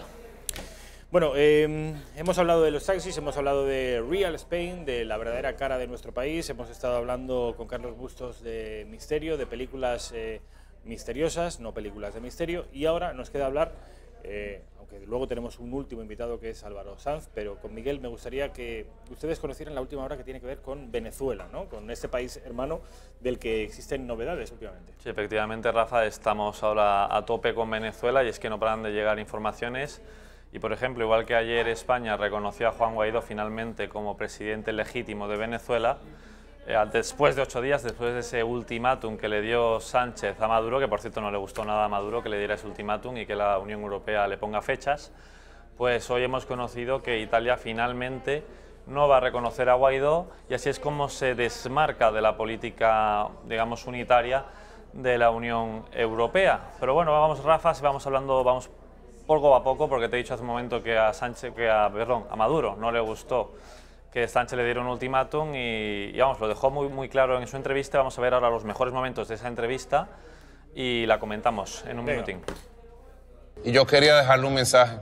Déjeselo igualmente. Que la piense bien lo que está haciendo. Si quiere aportar algo, se siente en una mesa de conversación, cara a cara, directo. Lo que no se deje utilizar por gobiernos extranjeros. Para, Donald Trump, para ahí. Estás cometiendo errores que te van a manchar de sangre las manos. Todo depende del nivel de locura y de agresividad del Imperio del Norte y de sus aliados de Occidente. Yo creo que nosotros somos víctimas de una campaña donde los Estados Unidos nos ha declarado ser el enemigo número 1 a destrozar. ¿Descarta usted totalmente una convocatoria de elecciones presidenciales? Las elecciones presidenciales se hicieron, Jordi. Pedro Sánchez es un farsante, cometiste un error y te va a ir peor que Aznar cuando se metió en Irak. peor que Aznar. Ojalá no te manches las manos de sangre junto a Trump. Bueno, Donald Trump. El señor Trump. El señor Trump. Pues hemos visto ahí, ¿no?, cómo Maduro vehementemente defiende su posición, pero hay que recordar lo que pasó aquí en Venezuela en el año 2015, que la oposición gana la asamblea, y como la oposición gana la asamblea y Maduro es el jefe aquí, pues dice, pues me hago una asamblea constituyente, que es la que va a llevar aquí el poder realmente.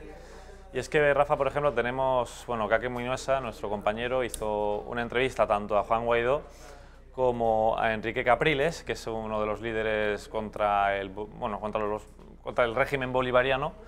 Y claro, esto a él le chocaba mucho y nos lo explicaba, se lo explicó acá, que mejor dicho, de la siguiente forma. Golpista es, ¿qué pasaría si el presidente Pedro Sánchez, hoy jefe del gobierno español, cierra el Parlamento español? ¿Qué pasaría? Pregunto.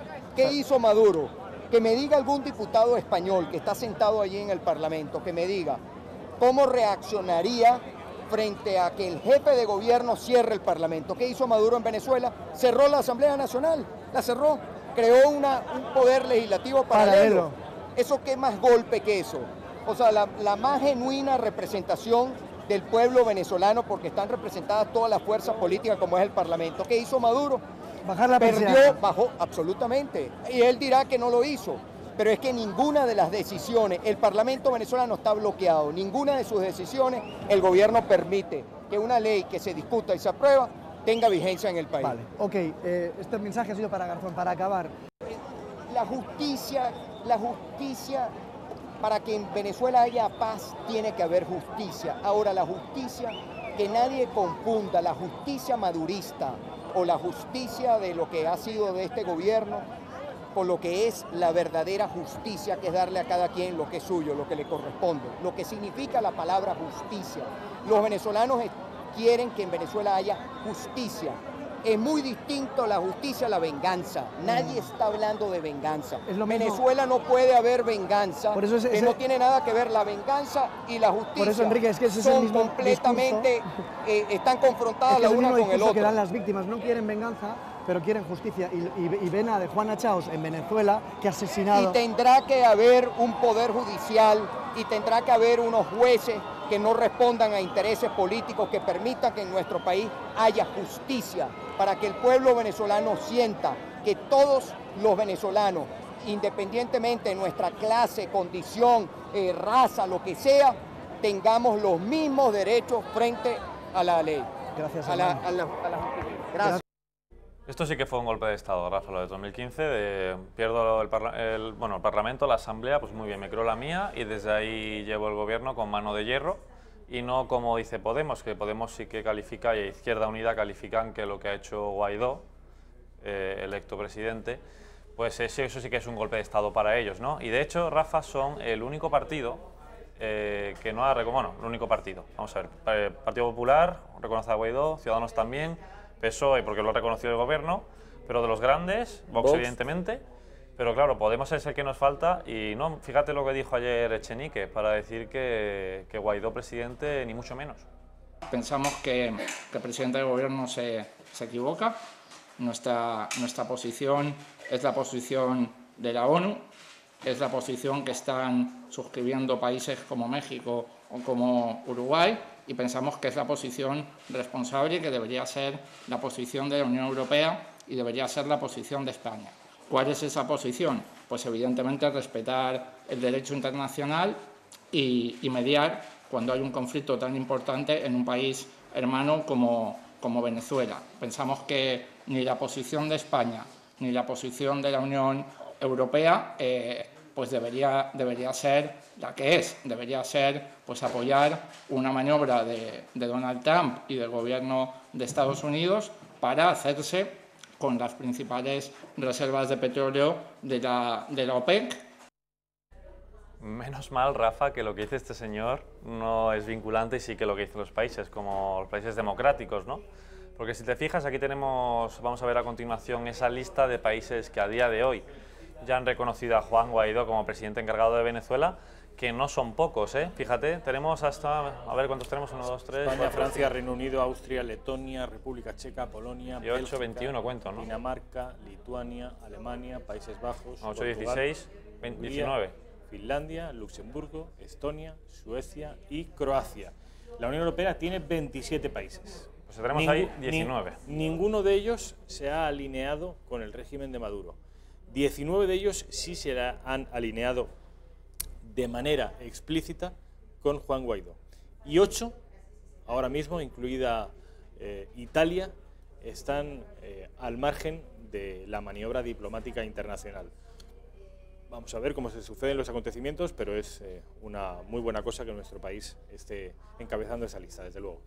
Sí, aunque ayer dijo la ministra de Defensa Robles que ellos habían, que había sido España la que había liderado esto, pero es que se votó en la Unión Europea antes lo de que se reconociera a Guaidó como presidente legítimo y luego fue España la que dijo que se reconocía, por lo tanto mucho liderazgo no ha habido y cosa que deberíamos de haber hecho. Y cosa que al fin y al cabo, aunque ha llegado tarde, el presidente Guaidó le ha dado las gracias a Pedro Sánchez por haberlo hecho finalmente. Y ya para despedirme, Rafa, si quieres te voy a dejar aquí para que veamos ese trocito de entrevista que realizó Kaki Minuesa, nuestro compañero, a Juan Guaidó, presidente legítimo de Venezuela.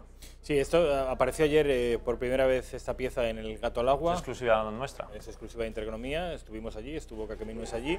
La recuperamos ahora para esta redacción abierta y que sepan que nuestros redactores van a entrevistar a la oposición perseguida y hostigada por los miembros de la dictadura a la que entrevista Jordi Évole, el follonero, y La Sexta.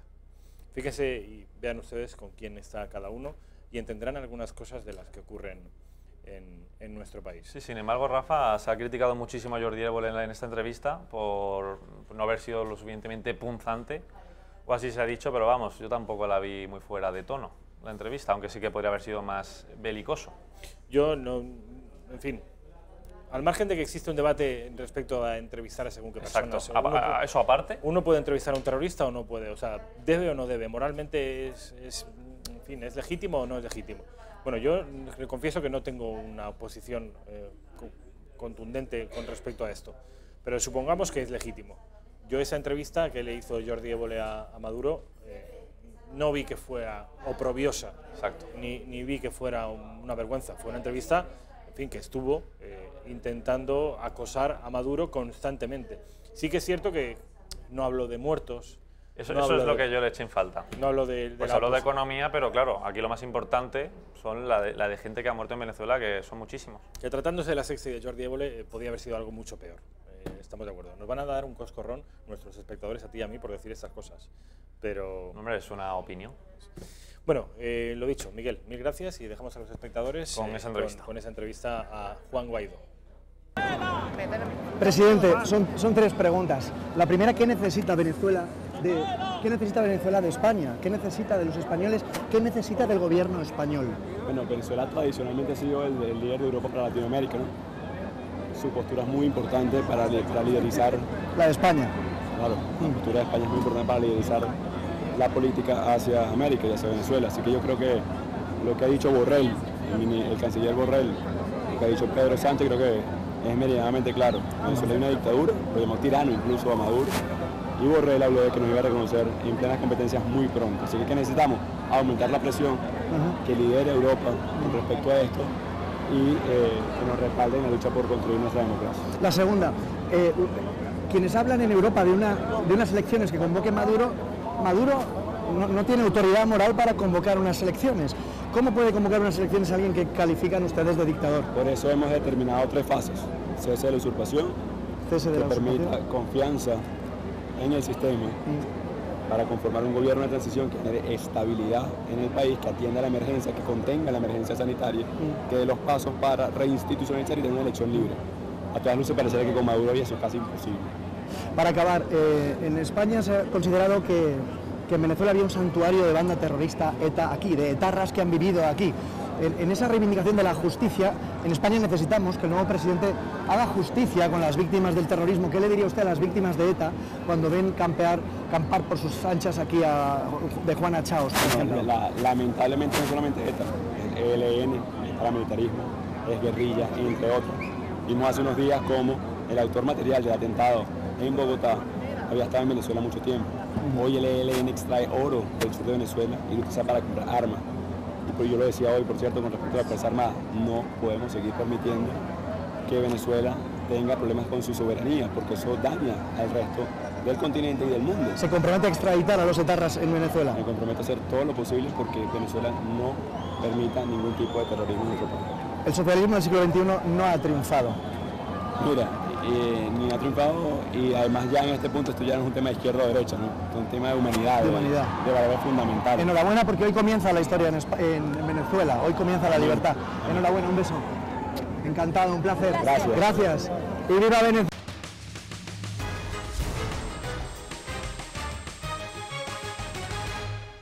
Las 2:05 en la península, la 1:05 en Canarias. Y tengo aquí además a un canario de adopción.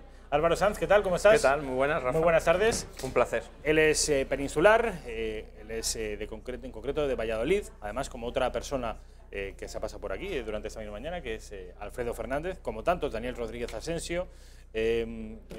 Daniel Rodríguez Asensio, también, por ejemplo, viene un crítico literario que responde al nombre de David Felipe Arranz, lo conocen ustedes de sobra, que también es de Valladolid. En fin, aquí no hago más que traer a gente de Valladolid, pero como digo, Álvaro, tú eres vallisoletano, pero vives en Canarias desde hace...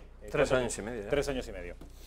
Él es empresario, él es además analista político, haces análisis político en algunas tertulias allí en la radio, en ¿no? una emisora local de Fuerteventura.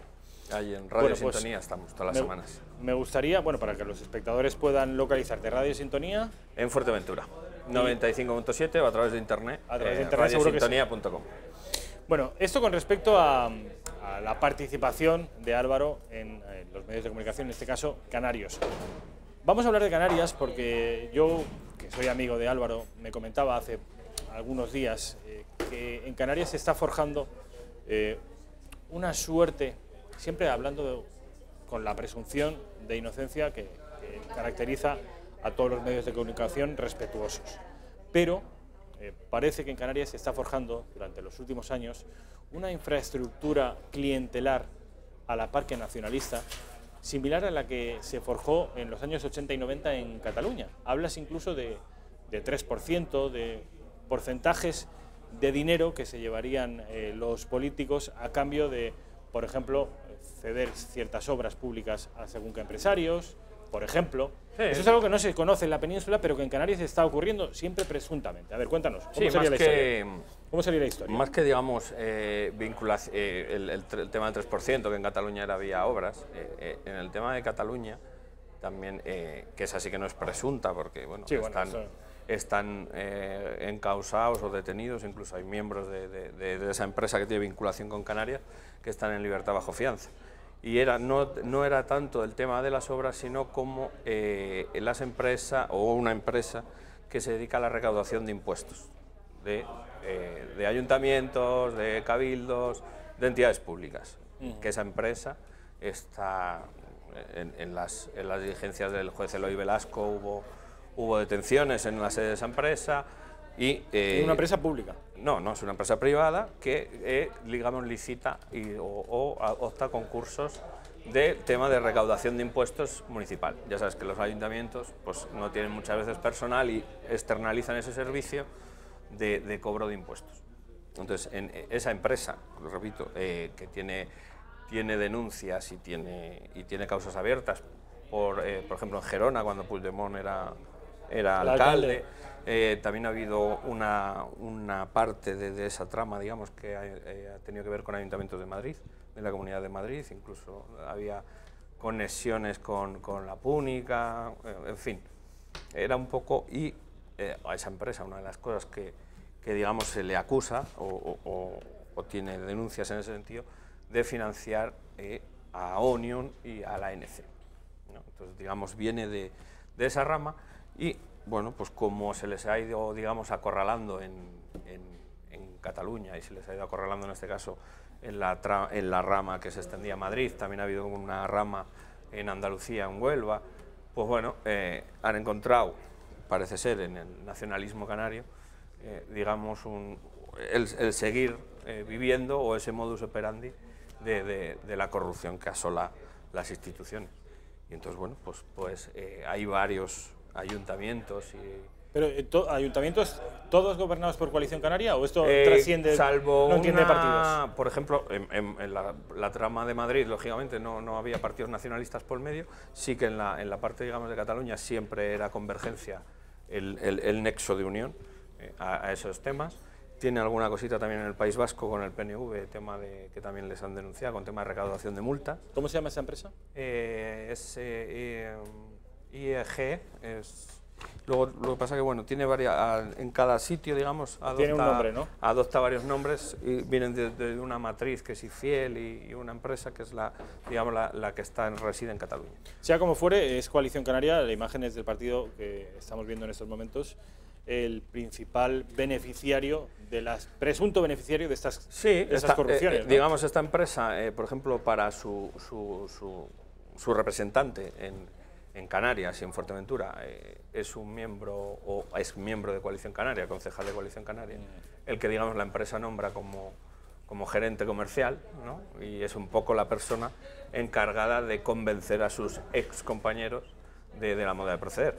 Hay una denuncia de Fiscalía en la audiencia de Las Palmas, ya no hablamos de temas de un particular que denuncia, sino es la propia Fiscalía la que ese tema la ha investigado y ha puesto una denuncia en el sentido de que el modo de trabajar era un poco que esta empresa era a su vez la que hacía, digamos, los pliegos de los concursos a los que luego licitaba ella y otras.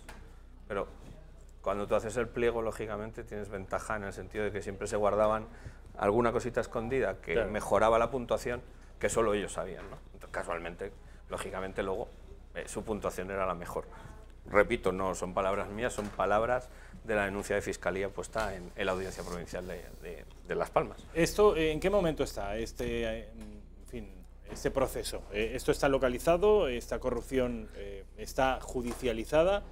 ¿Cuándo se van a fallar los resultados? ¿Cuándo va a ir alguien a la cárcel? ¿Cuándo se va a saber algo? Digamos que está, el fiscal puso la denuncia, así que por lo visto ha habido varios retrasos porque ha habido cambios de jueces y demás. Y bueno, se supone que sigue su curso y que más pronto, más tarde, sabemos que la justicia a veces es lenta, saldrá. Lo que pasa que, bueno, sí que es cierto que sí que, por ejemplo, en el tema catalán, Madrid, Andalucía, sí que la UCO, digamos, hizo como una causa común de todos, ¿no? De las ramas que iban saliendo, lo iban juntando. Y Canarias, pues bueno, no sé si por estar allá abajo y parece que tal, se está llevando de manera aparte.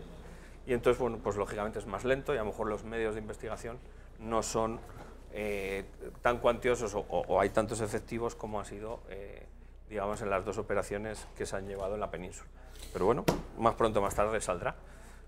Bueno, esto con respecto a la presunta corrupción que está afectando a muchos municipios de las Islas Canarias, la mayor parte de ellos a las riendas de un partido que se llama Coalición Canaria. Estamos viendo imágenes de algunos de los congresos de Coalición Canaria, estamos viendo banderas con 8 estrellas y estamos viendo, y es lo que mi siguiente pregunta, Álvaro, ¿estamos asistiendo a un movimiento nacionalista incipiente en las Islas Canarias? ¿Hay que preocuparse? Bueno, ¿es el cuarto nacionalismo? ¿Gallego, catalán, vasco y canario? Sí que es cierto que empieza a tener ciertos tics parecidos al nacionalismo catalán moderado de la época de Pujol, ¿no? que tenía un discurso suave y digamos, amigable con cualquier gobierno de PP o PSOE en el Congreso, como puede ser ahora Coalición Canaria, que tiene un debate y anagramas en el Congreso, pues bueno, es respetada por todos y aplaudida. Y entonces, bueno, sí que es verdad que en Madrid, digamos, tienen ese discurso, pero luego, digamos, en la política interna tienen ciertos mensajes que bueno, empiezan con el tema de la bandera de las 7 estrellas, antes hará 8, porque reconocieron a la Graciosa como la octava isla canaria. Tienen su día de la bandera, bueno, pues, y luego, casualmente, siempre que se acercan procesos electorales, pues siempre sacan a reducir un poco la bandera antimilitarista, tienen ciertos mensajes contra el ejército, contra que hagan maniobras en Canarias. Como si fueran una colonia o algo así, ¿no? Sí, entonces, bueno, pues ya te digo, casualmente coincide siempre con la cercanía de periodos electorales y también en función un poco de que las encuestas no les vayan demasiado bien. Aquí tenemos el director de producción, que se llama Alejandro José Arencibia. Con ese segundo apellido te podrás imaginar lo canario que es. Es todo lo contrario, es un canario absolutamente español. Pero yo sé que existe un incipiente movimiento, además que creo que a los peninsulares nos llaman godos, es una cosa muy despreciativa, sí, que hablan ellos lo usan de manera... colonia. Sé que incluso que hubo un movimiento terrorista. Del cual viene esa bandera, esa famosa bandera de las estrellas. El aeropuerto de los Rodeos, aquella catástrofe que se produjo con tantísimos muertos, fue consecuencia de una acción de Cubillo, que era un terrorista nacionalista canario, de manera que alguien debería prestar atención a lo que está ocurriendo aquí, porque el país, el Estado, se nos puede deshilachar, no solo por el lugar al que todos miramos, que es Cataluña, sino por otros muchos, de manera que, ojo. Sí, creamos precedentes con el tema catalán, ¿no? O siendo, digamos, no ahora, el tema catalán se hablaba aquí mucho, ¿no? Que ha desembocado en esto por la permisividad anterior. Absolutamente. Y por bueno, pues un poco ese juego de necesitarles en Madrid para gobernar, y entonces, bueno, pues esas cosas, esa corrupción también del nacionalismo catalán, que ahora se ha demostrado que su modus operandi era ese famoso 3%, y cuando, digamos, se le ha puesto coto a eso, es cuando la posición nacionalista se ha hecho más fuerte, ¿no? En el momento que les cortas... Cuando ha habido una reacción... Cuando les cortas su chiringuito y su financiación y su modos de vida, es cuando, digamos, han sido más fuertes con el tema nacionalista, ¿no? Pues Pero ojo bueno, aquí, porque podría ocurrir lo mismo. Bueno, vamos a pasar a otro asunto. Sé que tú eres un gran aficionado al cine español, a la mayoría de sus actores y directores. La verdad que no hay viernes que no me pierda un estreno. Bueno, pues vamos a ver a un tal Borja Coveaga, que es guionista, el guionista de Super López, decir que a él... Gran película. Gran película. ¿Ironía o...? Vale, ironía. Decir que a él que no tiene ninguna intención de hacerle una película a Blas de Lezo. ¿Cuál es el motivo? Porque no me da la puta gana. Palabras literales de Borja Coveaga. Vean. Porque no te da la puta gana. O sea, últimamente el cine se basa en las expectativas de los fans o de lo que sea. O sea, nosotros queremos escribir lo que nos dé la gana. Y si Vox quiere que hagamos una historia sobre ese conquistador de Mediado, pues que la hagan ellos y que pida la subvención al ICA. No les da la puta gana hacer una película sobre Blas de Lezo, al que califican como conquistador de Mediado. Bueno, lo de Mediado bien, porque era tuerto, era cojo, era manco. Lo de conquistador ya no tanto, Coveaga. Además, con ese apellido, Coveaga, seguro que tienes estirpe, tú sí, de conquistadores, pero Blas de Lezo no era precisamente un conquistador, que además se cumplió ayer el 330 aniversario del nacimiento de Blas de Lezo en Guipúzcoa, Pasajes concretamente, y la Armada Española lanzó un tuit, vamos a ver si podemos verlo, rindiendo honores a este hombre, que por cierto da nombre a uno de los navíos de la Armada. Tal día como hoy, de 1689, nace en Pasajes, Guipúzcoa, el almirante don Blas de Lezo y Olavarrieta, considerado uno de los mejores estrategas de la historia. Héroe de Cartagena de Indias, es uno de nuestros marinos más ilustres, honrando su nombre una de nuestras fragatas F-100. Vamos a ver si podemos ver ese vídeo. Ahí estamos viendo la fragata F-100 en honor a Blas de Lezo. Además está en ese momento, esa imagen era pasando por Guipúzcoa, por Pasajes, que es la zona, en el lugar exacto donde nació ese hombre, a juicio de Borja Coveaga, un hombre de Mediado y un conquistador. Un conquistador, cuando lo único que hizo fue no conquistar, sino defender precisamente lo que ocurrió en Cartagena de Indias. Esto es la respuesta, no explícita, pero todo aquel que sepa leer entre líneas verá en este vídeo de la Armada pues una respuesta a la ofensa, una vez más gratuita, de este colectivo, que es, no todos, pero sí muchos de ellos, pues se dedican a importunar, a incomodar a muchos de los espectadores que no tienen más remedio que apagar la tele y renunciar a ver su propio cine, porque yo me considero que no tengo cine nacional. Yo veo películas, pero las películas españolas, pues oiga usted, pues no me da la gana. Como diría Borja Coveaga, no me da la puta gana tampoco ir yo a ver sus películas. ¿A ti qué te parece? La verdad que salvo excepciones, como decimos, una de ellas premiada en esa gala de los Goyas, como ha sido Campeones, he de reconocer que fui a ver esa película. Yo también. Y me gustó salí gratamente. Bueno, primero me gustó mucho la película. Segundo, algo que se está diciendo ahora, lo dije cuando salíamos de verla con las personas con las que fui, que es que se debería proyectar esa película en los colegios y que la vieran, porque tiene... Para respetar... Porque tiene un mensaje y un trasfondo, y además lo trata...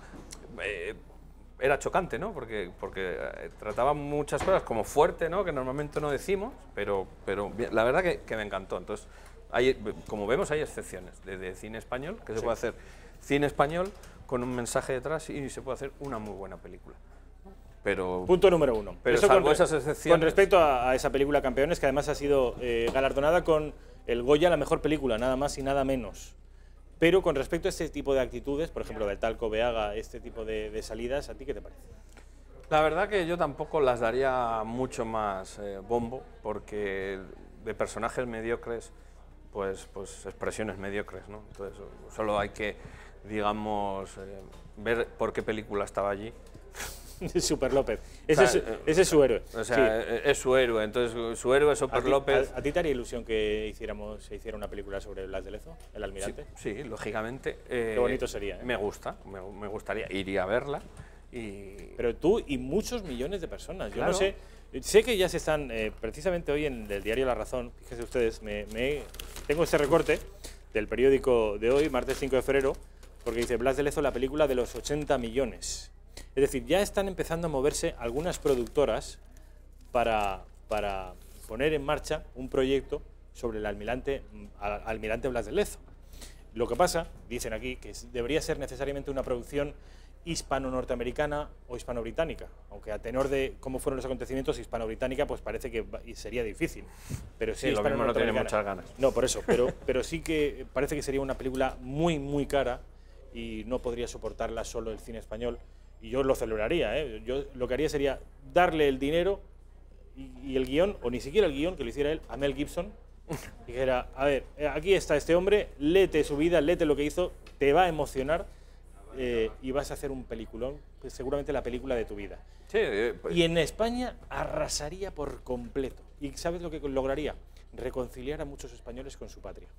Sí, porque hay veces que lo que decimos, también hay películas, las típicas americanas que llamamos, que bueno, pues son la típica de la hora de la siesta, que te ponen los sábados y los domingos, que son soporíferas, pero sí que es verdad que hay películas honrando a su ejército, honrando a sus soldados, honrando a sus símbolos, que gusta verlas, ¿no? y que las ven allí y que arrasan en taquilla y porque son de un sentimiento nacional que une, digamos, al todo el pueblo norte. Entonces, esa envidia sana sí que la tenemos y podríamos, en este caso, con esta polémica, que es lo que te digo, ha creado pues, el que su superhéroe es Super López, con eso ya lo decimos todo, pues unirnos y llegar a hacer esa película. Y bueno, de hecho, Santiago Abascal se ha comprometido, he leído unas declaraciones suyas de ayer, creo, además en Intereconomía, que se comprometía a ir a buscar a Mel Gibson para hacer la película. Sí, bueno, pero esto debería estar al margen de partidos. Es decir, sí, Vox ha tomado la bandera de Blas de Lezo, pero es algo muy anterior y muy previo a Vox. No, está claro. Y esto debería funcionar así. Bueno, quiero que vean ustedes, y para que sobre todo Álvaro nos dé su opinión al respecto, la última encuesta del CIS de Tezanos, en la que hablaba de que una vez más el Partido Socialista arrasa en taquilla y obtiene el 30% de los votos. Vamos a ver esa encuesta del CIS. Esta es del Ayuntamiento de Madrid. Raquel, esta no es la encuesta del CIS. Esta es del Ayuntamiento de Madrid. Vamos a ver si podemos ver la del CIS.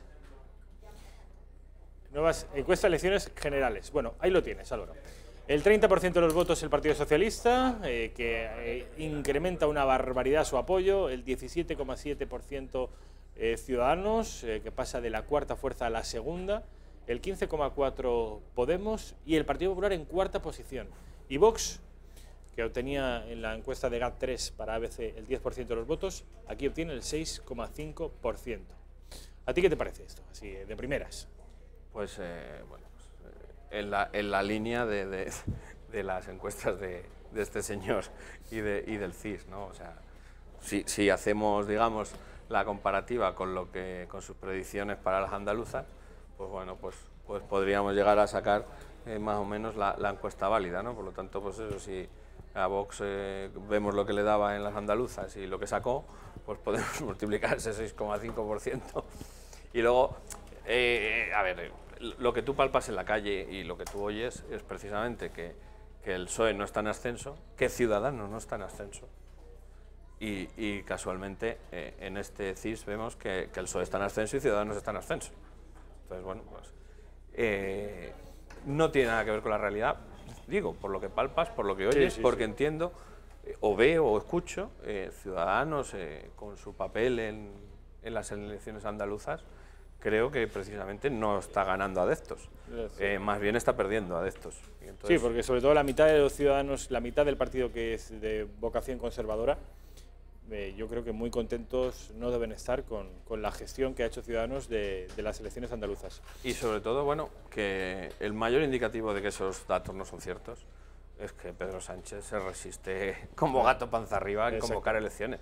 Si esos datos fuesen real, tendríamos un superdomingo de mayo o incluso antes, por si acaso se estropean los resultados. Claro, las convocaría hoy para que dentro, no sé si el plazo mínimo son 2 meses, pues en fin, para que fuera en el mes de abril fueran las elecciones. Vamos a ver de nuevo esa media luna electoral, porque me gustaría que te centraras en ese partido verde que dice que obtiene un 6,5% de los votos, Vox. Tú es un fenómeno que conoces de cerca, que llevas siguiendo desde hace mucho tiempo y que, en fin, nadie mejor que tú para que me dieras tu opinión. ¿Tú ves que esos resultados de Vox son viables? ¿Son verosímiles? Sí. A ver, lo que sí que es verdad que hay gente que está descubriendo el mensaje de Vox ahora. He de decir, digamos, como algo bueno para ellos, el mensaje de Vox es el mismo ahora que hace 4 años o hace 5. No ha cambiado. La única diferencia es que antes no llegaba, antes no le daban bola y entonces había mucha gente que no sabía de ese discurso o no oía sus propuestas. Digamos, los resultados en Andalucía les ha permitido ese ser visibles ahora, el que esté en boca de todos, incluso que los Goya ya no se centren en criticar al Partido Popular, sino que este año le ha tocado a Vox la película. Por lo tanto, Casado estaba ciertamente cómodo este año en los Goya, porque sabía que no le iban a tocar a él los palos, y entonces, bueno, pues fueron tranquilos. Pero no cabe duda que el efecto es imparable después de las andaluzas. Vamos a ver hasta dónde llega, ¿no? Porque también... ¿Tú crees que esto puede ser una burbuja que explote y desaparezca el fenómeno? ¿O crees dependerá muy mucho de cómo gestionen ese éxito. También hay veces, ya sabes, que se puede morir de éxito. Y dependerá muy mucho del examen que tienen ahora en las elecciones municipales y autonómicas, cómo gestionen eso, cómo gestionen las listas. Entiendo que es muy complicado, entiendo que, o sea, España es un país muy grande, con muchos ayuntamientos, con muchas instituciones. El crecer de la noche a la mañana, porque lógicamente ni ellos se lo esperaban, el levantarte un domingo por la mañana, siendo un partidito ahí que te empezaban a dar bola, y de repente ser la sorpresa y ser de lo que todo el mundo habla, entiendo que es complicado gestionar y que no hay estructura y que no hay aparato para de repente gestionar el que te levantas un domingo por la mañana con 3.000 y pocos afiliados y a los 15 días tienes 30.000. O sea, eso es muy complicado y filtrar ahora, todo el mundo quiere ir en listas de Vox, todos quieren ser concejales de Vox, eso va a ser complicado. Entonces, en función de cómo salven ese examen de mayo... ¿Pueden consolidarse o no? Pueden consolidarse, aún así yo creo que en las generales, cuando Sánchez venga bien, a ver si después de Venezuela nos toca a nosotros y nos tocan elecciones. Y convocan elecciones generales. Bueno, vamos a despedir porque nos tenemos que marchar ya. Ha sido, Álvaro, como siempre, un placer. Como siempre no, como nunca, porque es la primera vez que vienes. Espero que no sea la última, eso sí. Mil gracias por venir. Ya les dejo con la programación de Intereconomía. Hasta mañana, señoras y caballeros.